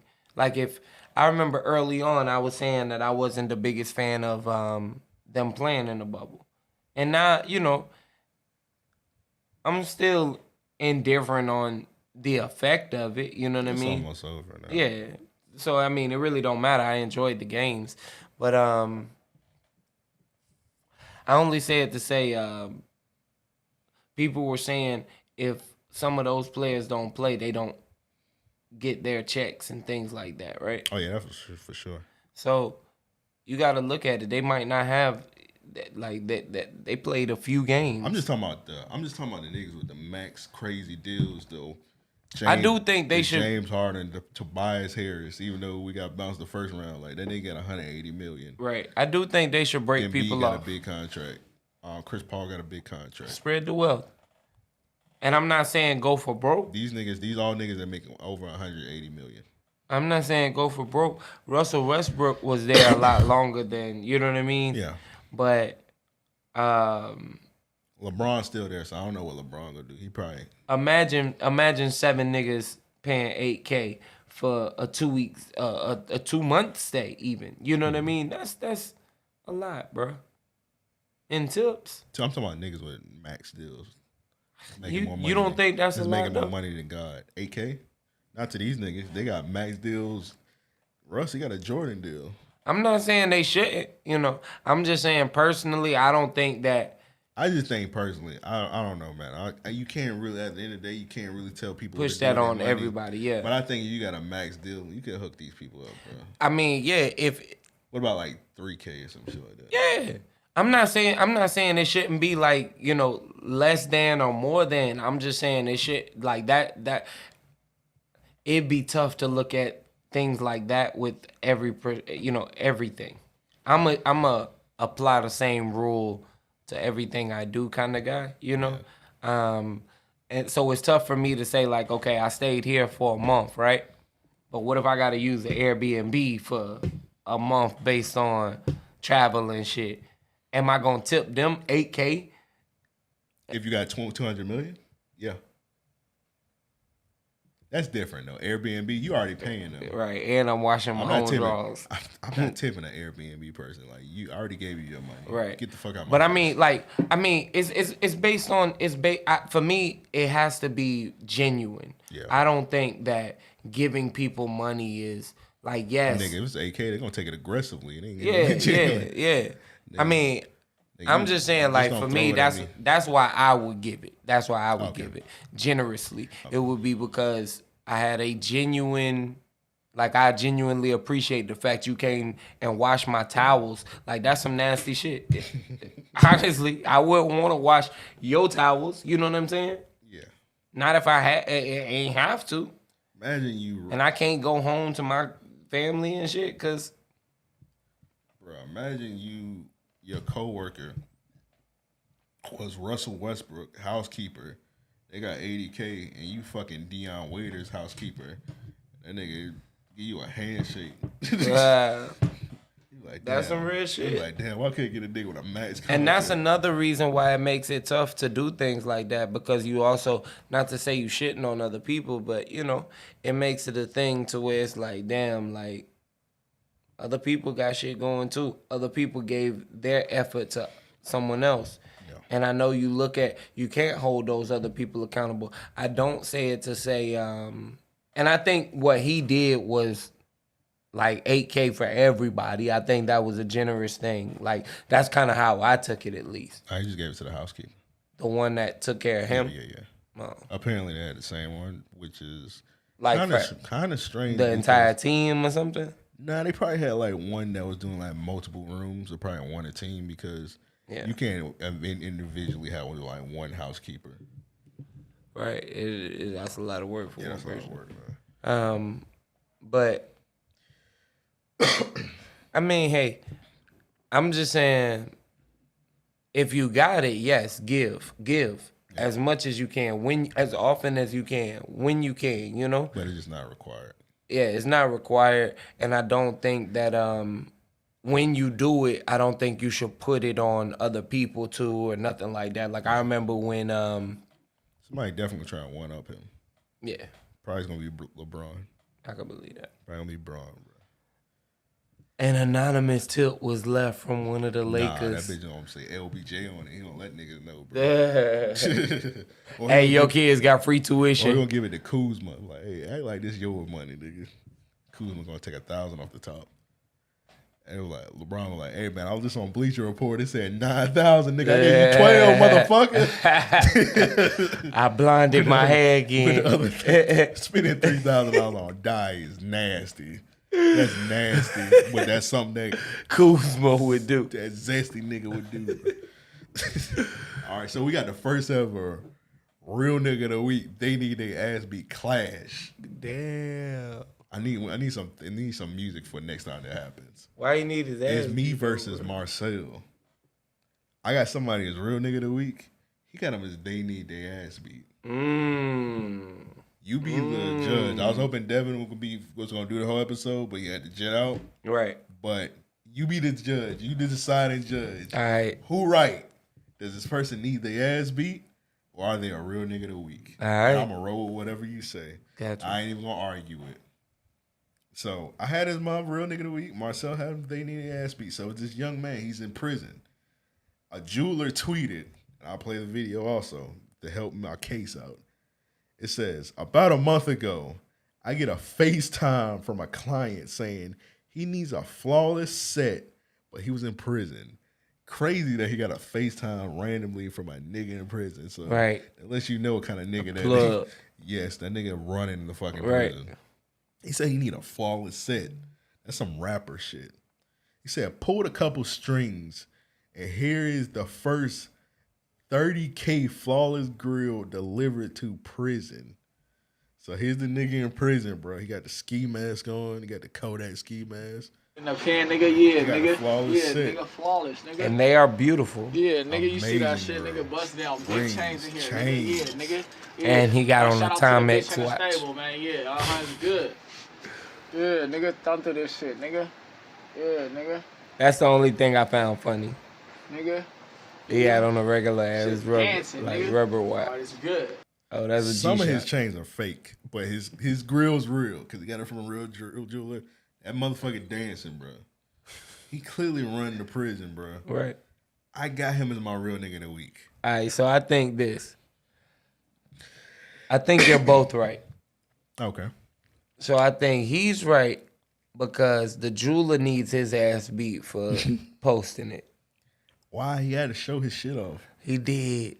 Niggas, you know how many clients you gonna get? You like, all right, bro, you fuck with some niggas in prison, bro. You doing it what it take, bro. Yeah. I think he gonna get clients from it. I don't think the jeweler need his ass beat. I mean, that's the only way I could interpret why he would have said it though. He think the nigga needs his ass beat. So Marcel, if you want to explain it, well, yeah, I think you gonna Marcel have to. Got it because he a real nigga. He the realest nigga clearly, cause you put that much gold in diamonds. Yeah, he's clearly that nigga in the prison, bro. Nobody. When you get shit like that, you know nobody gonna take it. You do it. You know nobody gonna take it. You got a phone. You FaceTiming niggas. You do that. What I do? I wouldn't even be in prison, my nigga. But if I ran it, bro, that's. Nigga asked me that shit. I had to say what. I want to see if you repeated. No, nigga, I wouldn't go to prison. But if I was in that situation, I like to stunt sometimes. Should circumstances ever. I like to stunt sometimes. I like to do some ignorant shit sometimes here and there. I can be flashy at times. Right. I try to keep it modest, but sometimes I like to flash my shit.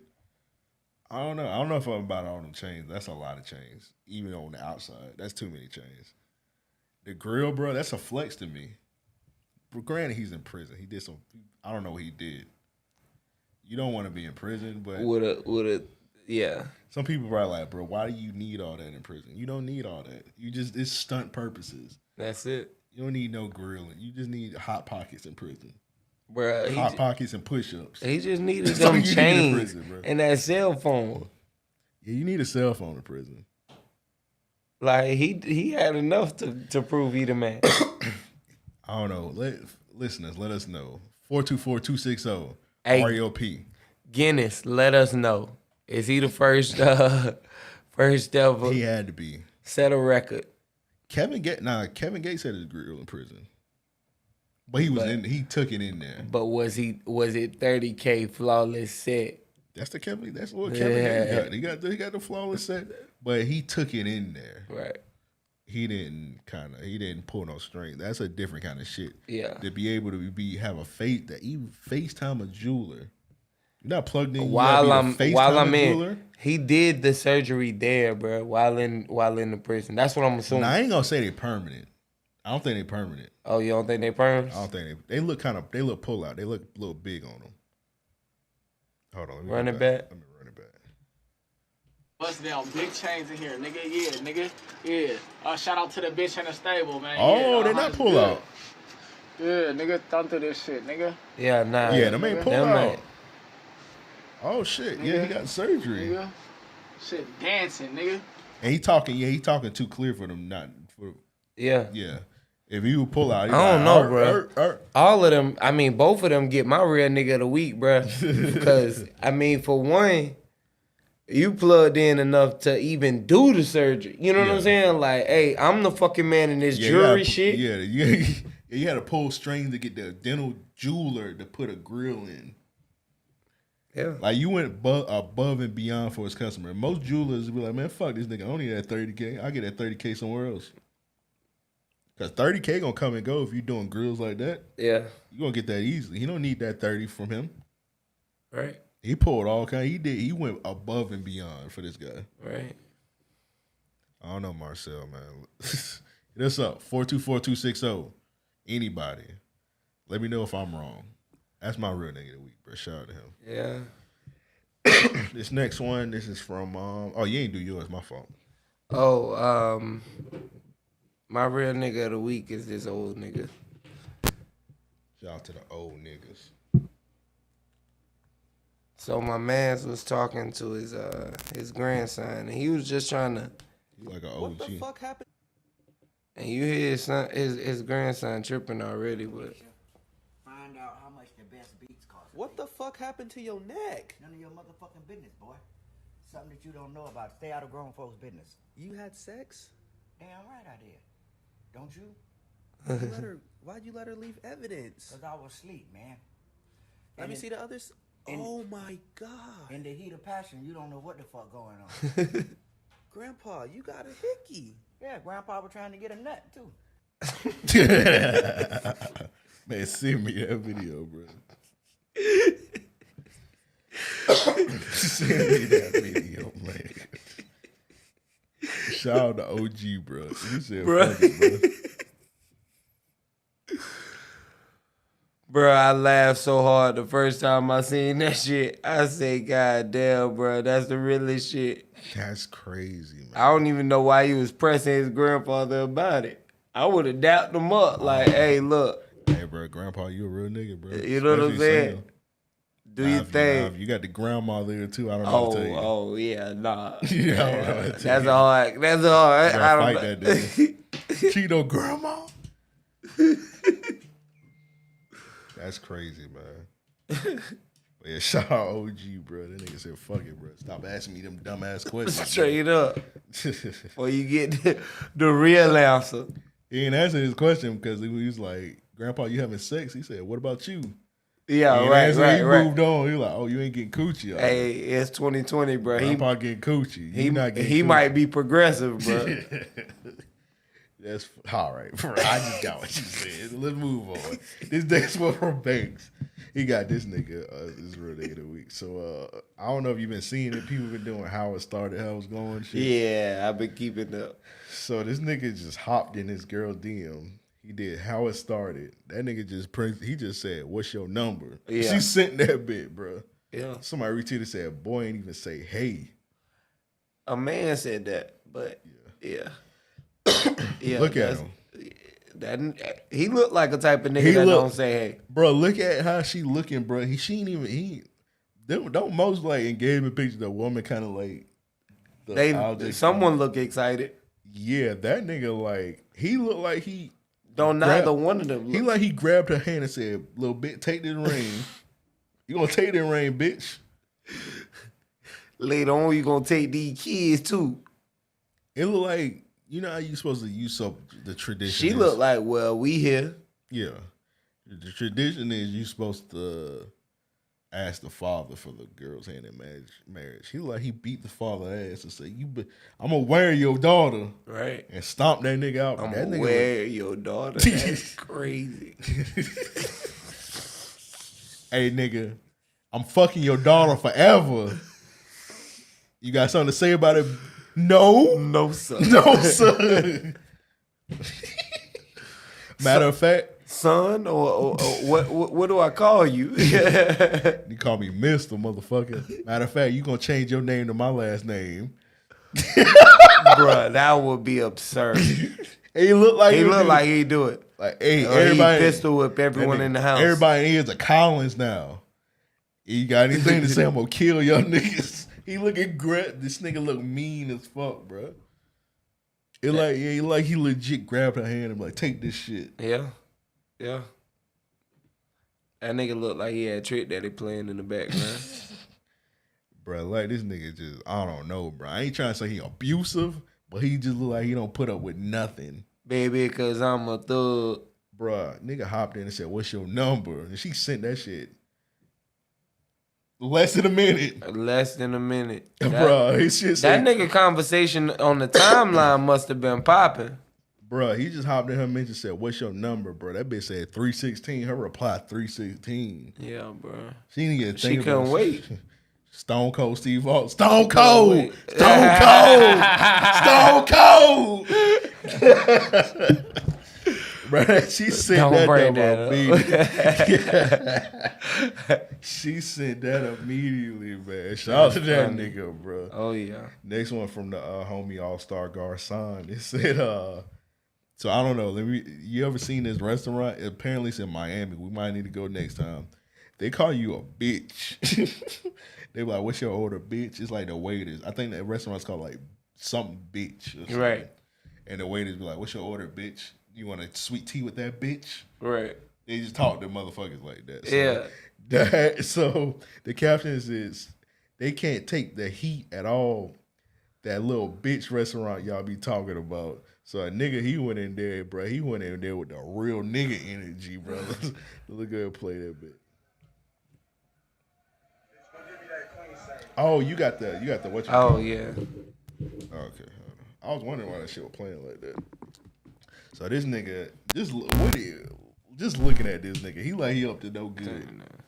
He like he up to no good, pretty much. Right. All right. Hey, bitch, I need some more lemons. Bitch, go give me that queen sandwich.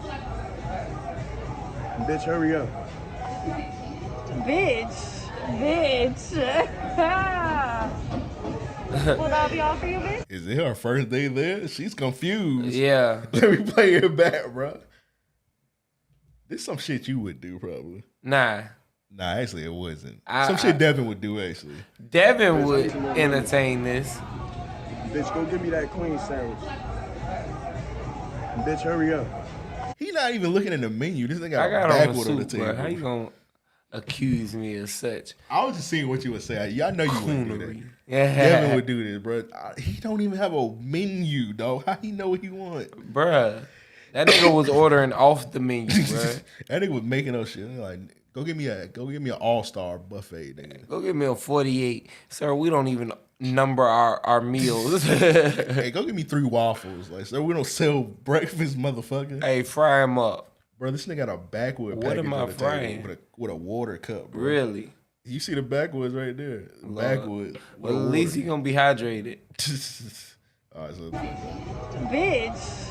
she confused. Will that be all for you, bitch? Hey, smiling bitch, hurry up. Bitch, you know you're not actually supposed to talk like that to people. Can you hurry up, bitch? No, I'm like dead ass right now though. You still here? Like, disrespect, like I'm dead ass though. Bitch, go get my shit. I'm being dead ass though. Bitch, go get my shit. I'm dead serious. Are you gonna continue talking to me like this? Bitch, are you gonna go get the food? She might get fired, bro. Do you want to speak to my manager or something? What's wrong with this bitch? I'm trying to get my food, bitch. Yeah, but for some reason it's What's wrong with these bitches, man?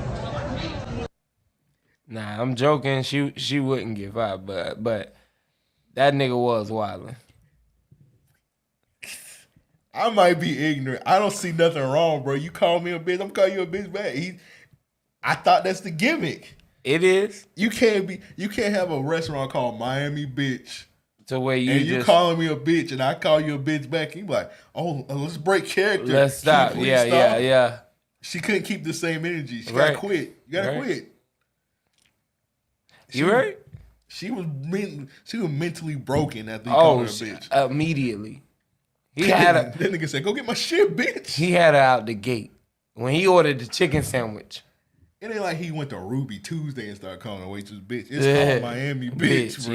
Yeah. He wanted to see. He could have been a general manager. He might have been a general manager. Like, you did a bad job. You didn't keep. You didn't return bitch back enough. Yeah, exactly, bro. Like, you don't work there, bro, if you can't take the heat. What is our retort? Nigga said, go get my. Nigga said she brought the manager. He like, what's wrong with these bitches? That's crazy, bro. Yeah. I'll fuck with it, bro. That shit's hilarious. I mean, I ain't mad at him, but he definitely went in. I mean, yeah, he did. He could have took a step back at some point. All right, man. It's called Miami Beach, man. Ain't like he was calling her a hoe. Right. He got off like a 21 rounder. She let out one or two. Because she was fumbling. Yeah. She said she definitely fumbled the ball, but she was like, "Is that all, bitch?" She was stuttering. She didn't even like that. Must be her first week there. I don't know, bro. But she don't even like calling people a bitch. She's like, "It's just a job. I have to pay for school." Is that all B word?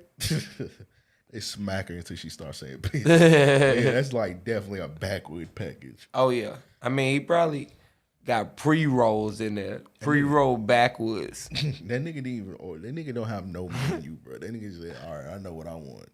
Time to get ignorant." Yeah. All right, let's get they need their ass beats. All right, I got this. Y'all cool, but it's they need their ass beats. Oh man, this is y'all fault for not copyrighting the glizzy shit. This is appropriating Maryland culture. So he has this glizzy gripper, and apparently it's like a little concoction where you put a hot dog in and hide it so somebody can't see you eat the glizzy. And let me just say, all of his hot dogs look nasty. Well, first of all, he's using house bread. Bruh. Even the house bread he's using, nigga using he got the hot dog leaning on the table. Look at that. It's split at the bottom and shit. Why is he eat? All right, I'm done, bro. Yeah. Why y'all didn't copyright glizzy, bro? Now y'all got y'all coobs out here making glizzy grippers because y'all didn't want to make the money off of it. Hopefully, one of y'all did copyright it and sue the fuck out this motherfucker. This one random nigga on Twitter, I got his my they need their ass beat. He hopped on Twitter and said, "Dumbest shit I ever did off being in love was driving the girl I liked around all day with the guy she liked. They in the back all lovey-dovey, my ass in the front looking like Morgan Freeman.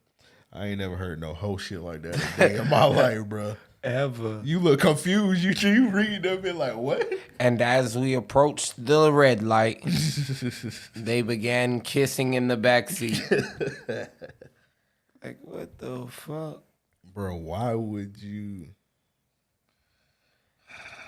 Yeah, nah. Hey, So y'all girl niggas. you got a crush on. You let her get in your car with a nigga she liked, and you drove them around town. A girl he liked.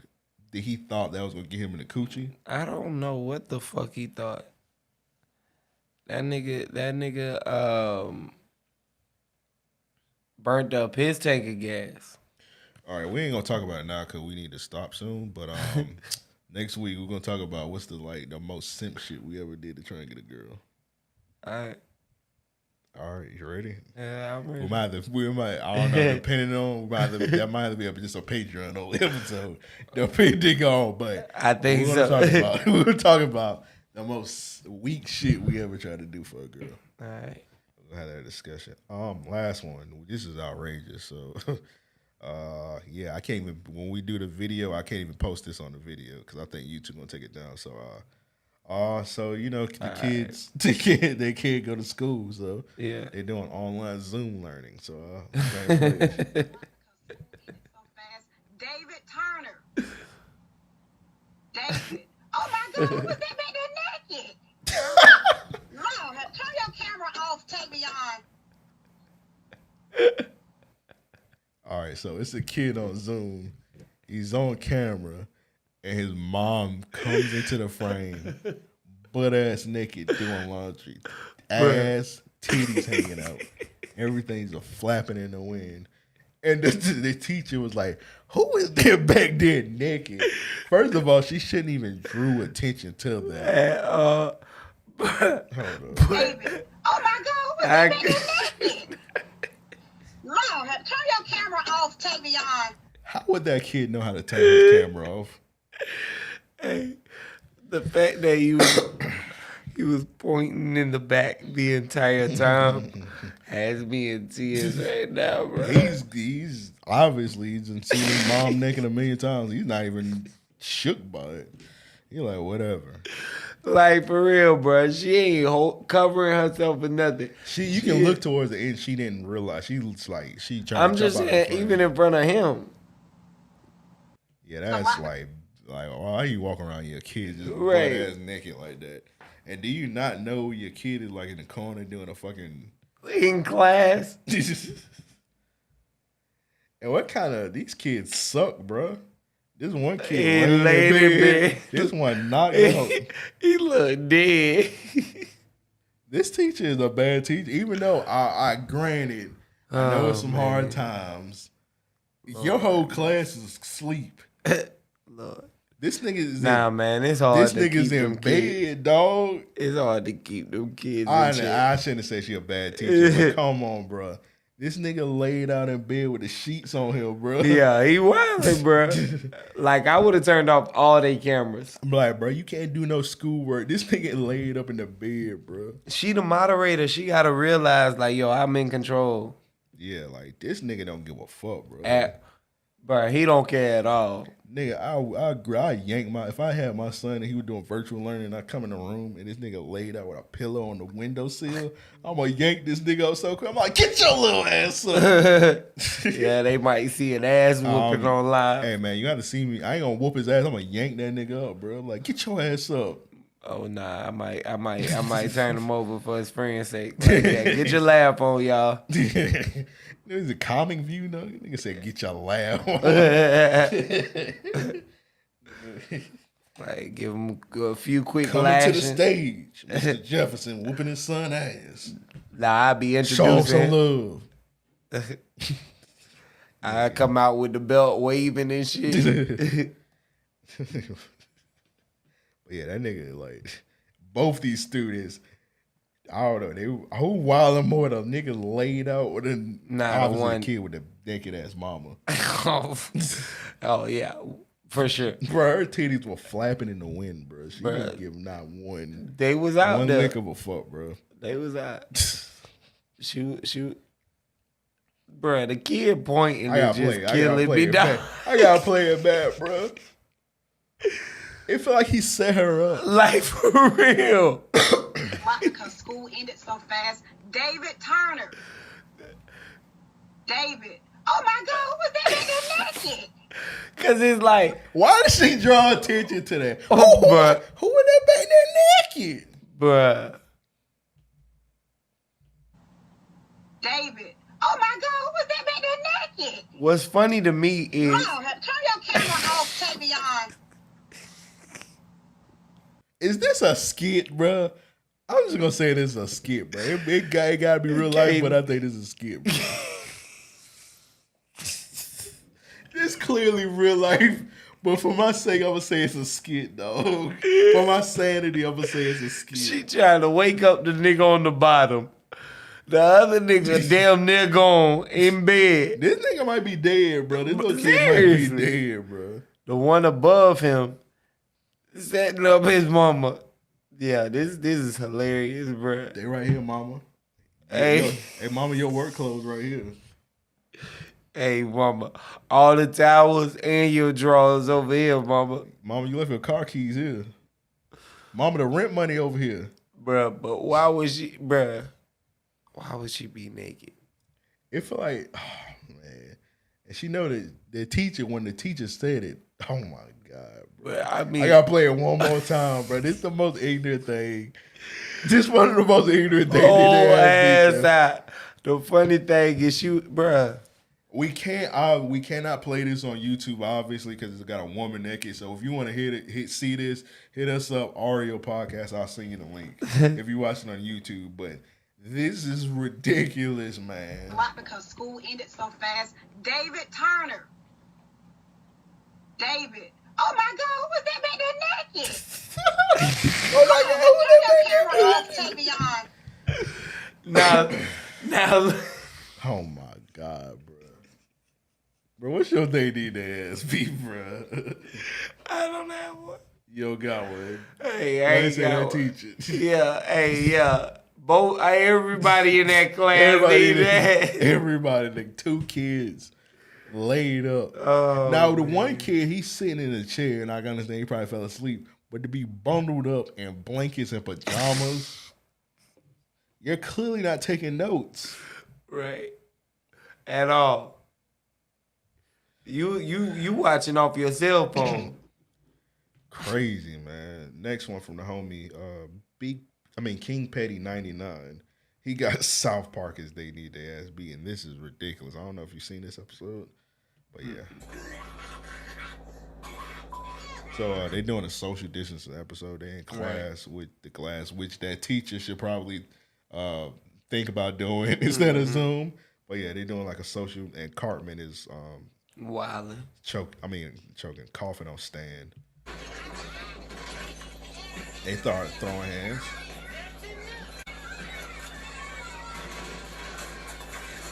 Oh man. All right, so the Cartman and Stan start fighting in class, and there's a cop in the class, and he starts shooting, and he hits Token with the bullets. Token is the only black kid on the show. Yeah, so South Park. That's why I don't watch South Park though. At all. And I feel like they've done this joke before where Token got killed. I'm pretty sure. I'm pretty sure Token got killed a couple of times from police like shooting him. So it's a couple of reasons. I haven't watched South Park since like early 2000s. Same here. I used to have a video game. I used to like South Park. They do corny shit like that. Yeah. Yeah, fuck South Park, man. Let's leave it on a good note, man. Let's do Patreon shout outs when we get up out of here, man. All right. Kind of prepared? Yes, sir. Get it. All right. So this one for my knees. Shout out to the. All right, let me bring it back. This one for my knees though. Look. So I needed some rims, I had to hit up Tim. Needed some dank, hit up my dog Frank. Needed to go, hit up Chris Tokyo. I ain't know where, he got me there. Then I went to the store, had to steal. So I called my dog Jamal Shakur. He was like, nah, my boy. But I needed flicks, so I hit up Flicks. He got me flicks. All-Star Garçon got me a car. Don't ask me why that ain't rhyme at all. But Bam Jordan, he had me somewhere exploring. I was in an Explorer. KD had me on the court. I was shooting from the three, but I needed a ball. Corey had it all, the pump and the hoop. So we lowered it down. I had dunked on Jonathan. Took it to the trap where Trap had me copping something from Toph. And Joshua had smoke. Tristan got high. Millie helped me get by. I had to cross the street. So on the other side was Chloe Hotline. And my dog Steven. And my dog Nico asked me, who do I believe in? I say everything I'm needing. He probably got that glizzy thing, Nico. Yeah, he definitely got a glizzy gripper. Glizzy gripper. He is a glizzy gripper, pause. Alright. Where was I at? He's at Nico. Alright. So the black DB Cooper had me like a trooper. I was in the field, I was looking for some shooters. Back to them rims, back to Big Tim. That's another Tim, shout out to him. Then I had to go get some more tree. I was out somewhere hitting heavy D. Then I had to call my dog Big UT. He said he got some crazy ass shit for free. I was like, cool. Had to say damn. Then I was like, Cam, do you want to smoke? We could be somewhere with sky dwelling, looking at the sky, my nigga. You know what I'm saying? Like, easy. So then we called Ryan, my nigga, easy. We was somewhere kicking it, chilling. Nick had wanted a few chitlins. Darius was telling me that his girl was the hairiest. I don't know if I should be saying that, but he said she got a chariot. I mean, she got a Camry. I almost say it was problematic, but yeah, keep going. At least I ain't alone. Bro, I'm gonna say something problematic. Keep going, bro. So here we go with Cameron and Paperwork Sam. And then we got Rand. Kareem hit me with a dream. I hit up Stephon, get him off my lawn. Then I got TC and DQ and Shavante. What rhyme with Shavante? A Galante. Mitsubishi Galante. LeBron James. I don't think that rhymes, but hey, fuck you. I was like, man, Earl, where you get them plane tickets so you can take your girl all around the world? He was like, he had hit up Keith, hey, sliced bread had it all for the low. We was all straight. Okay. Lewis, he was clueless. I had to fill him in. Alonzo too. Nigga be making all them funny ass jokes, so we excluded the fool.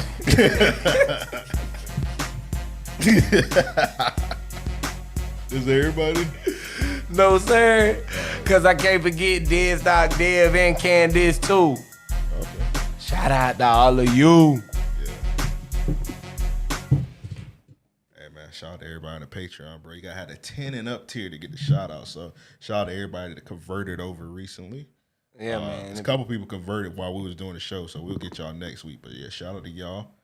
Shout out to everybody on the Patreon though. No matter what tier you got, I really, really appreciate it. Man, some of y'all should change y'all names to like rhyming names. I'm gonna say,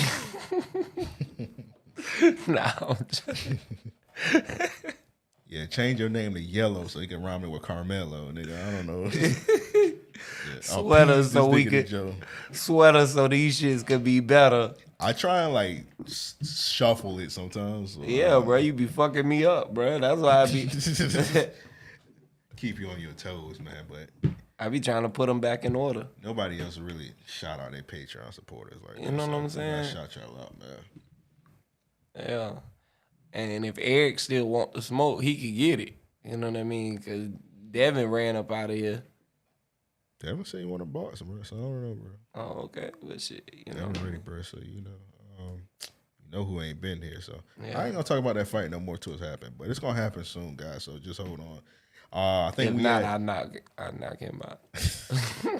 Wow, you gotta knock me out, bro. I did nothing wrong. Hey, bro, you build up our hopes. Oh, I got you. Yeah, man. I've been waiting to see, one of them get beat up. My money's still on Devin. Niggas knew about it for a whole year, though. Yeah. Since we did the Patreon, it was always a stipulation on there. They agreed to it a whole year ago. Now it's time to collect. They got conflicting schedules. I never seen niggas that had the most, especially a nigga that lives 2 minutes up the street, walking distance. How these niggas got one mutual friend and they telling each other, have your people get in touch with my people. They text each other. Right. So it should be. Them niggas like, all hey. of a sudden they ain't got each other number no more. Have Elm hit me up. All right. You do the same. That nigga damn like, man, I be working late, bro. That nigga probably in the house hiding. Nigga hiding in his room. Nigga in the closet. Man, if I go to that. Hope Joe don't hear me in here. That's funny. All of a sudden, when it's time to fight, this nigga's working late nights now. Right. Yeah. Funny to you. I was like, man, that schedule odd, bro. That nigga Eric probably don't even work for Complex. That nigga probably. That nigga lying, bro. So I'm work for Comcast. I'm doing a paper. Like, nigga, you had somebody photo. That shit Photoshop, bro. Bro, did you see them graduation pictures he posted the other day? I was roasting that nigga. Oh my God. I told that nigga, I was like, bro, you poor as fuck. They had me with the thumb out pose. Bro, that shit said proof on all of them. I'm like, your poor ass couldn't even buy the pictures, bro. That nigga screenshotted all of them. I'm like, bro, that shit kill you, nigga. You took advantage of them. You're not supposed to do that, bro. These the rest of your life memories with proof on them. They sent you pictures so you can buy them, motherfucker. Nigga took a phone out, took a picture with a proof on it, bro. Hey, man, I fuck with these pictures. I know how to Photoshop that shit out, too. I might start making some money on the side. Yeah, you might have to, bro. Hey, y'all send me your graduation picture. I could take that motherfucker out in a second. $5 a picture, bro. They be doing like 20 poses. Niggas be like, profit. Lay down on top of your sweater as if it was a rug. Like, what? Niggas Nigga, I could only do cause you could lie to them. Cause I think you had to pay for like more poses, which is I don't understand why that nigga had proof. Cause he had a lot of poses, so he probably had to pay for all the poses. And he ain't bought none of them motherfuckers. But like, my mom was cheap. Yeah. I only had 2 poses. Bruh. I had one in my fit. I had an LRG fit with the LRG jacket. And then the one with the suit on. That's all I had. I had them 2 poses. That is it. Did you want to take more? Yeah, she wouldn't buy more. I hear that. She bought the most basic package. The 2 pose picture. Yeah.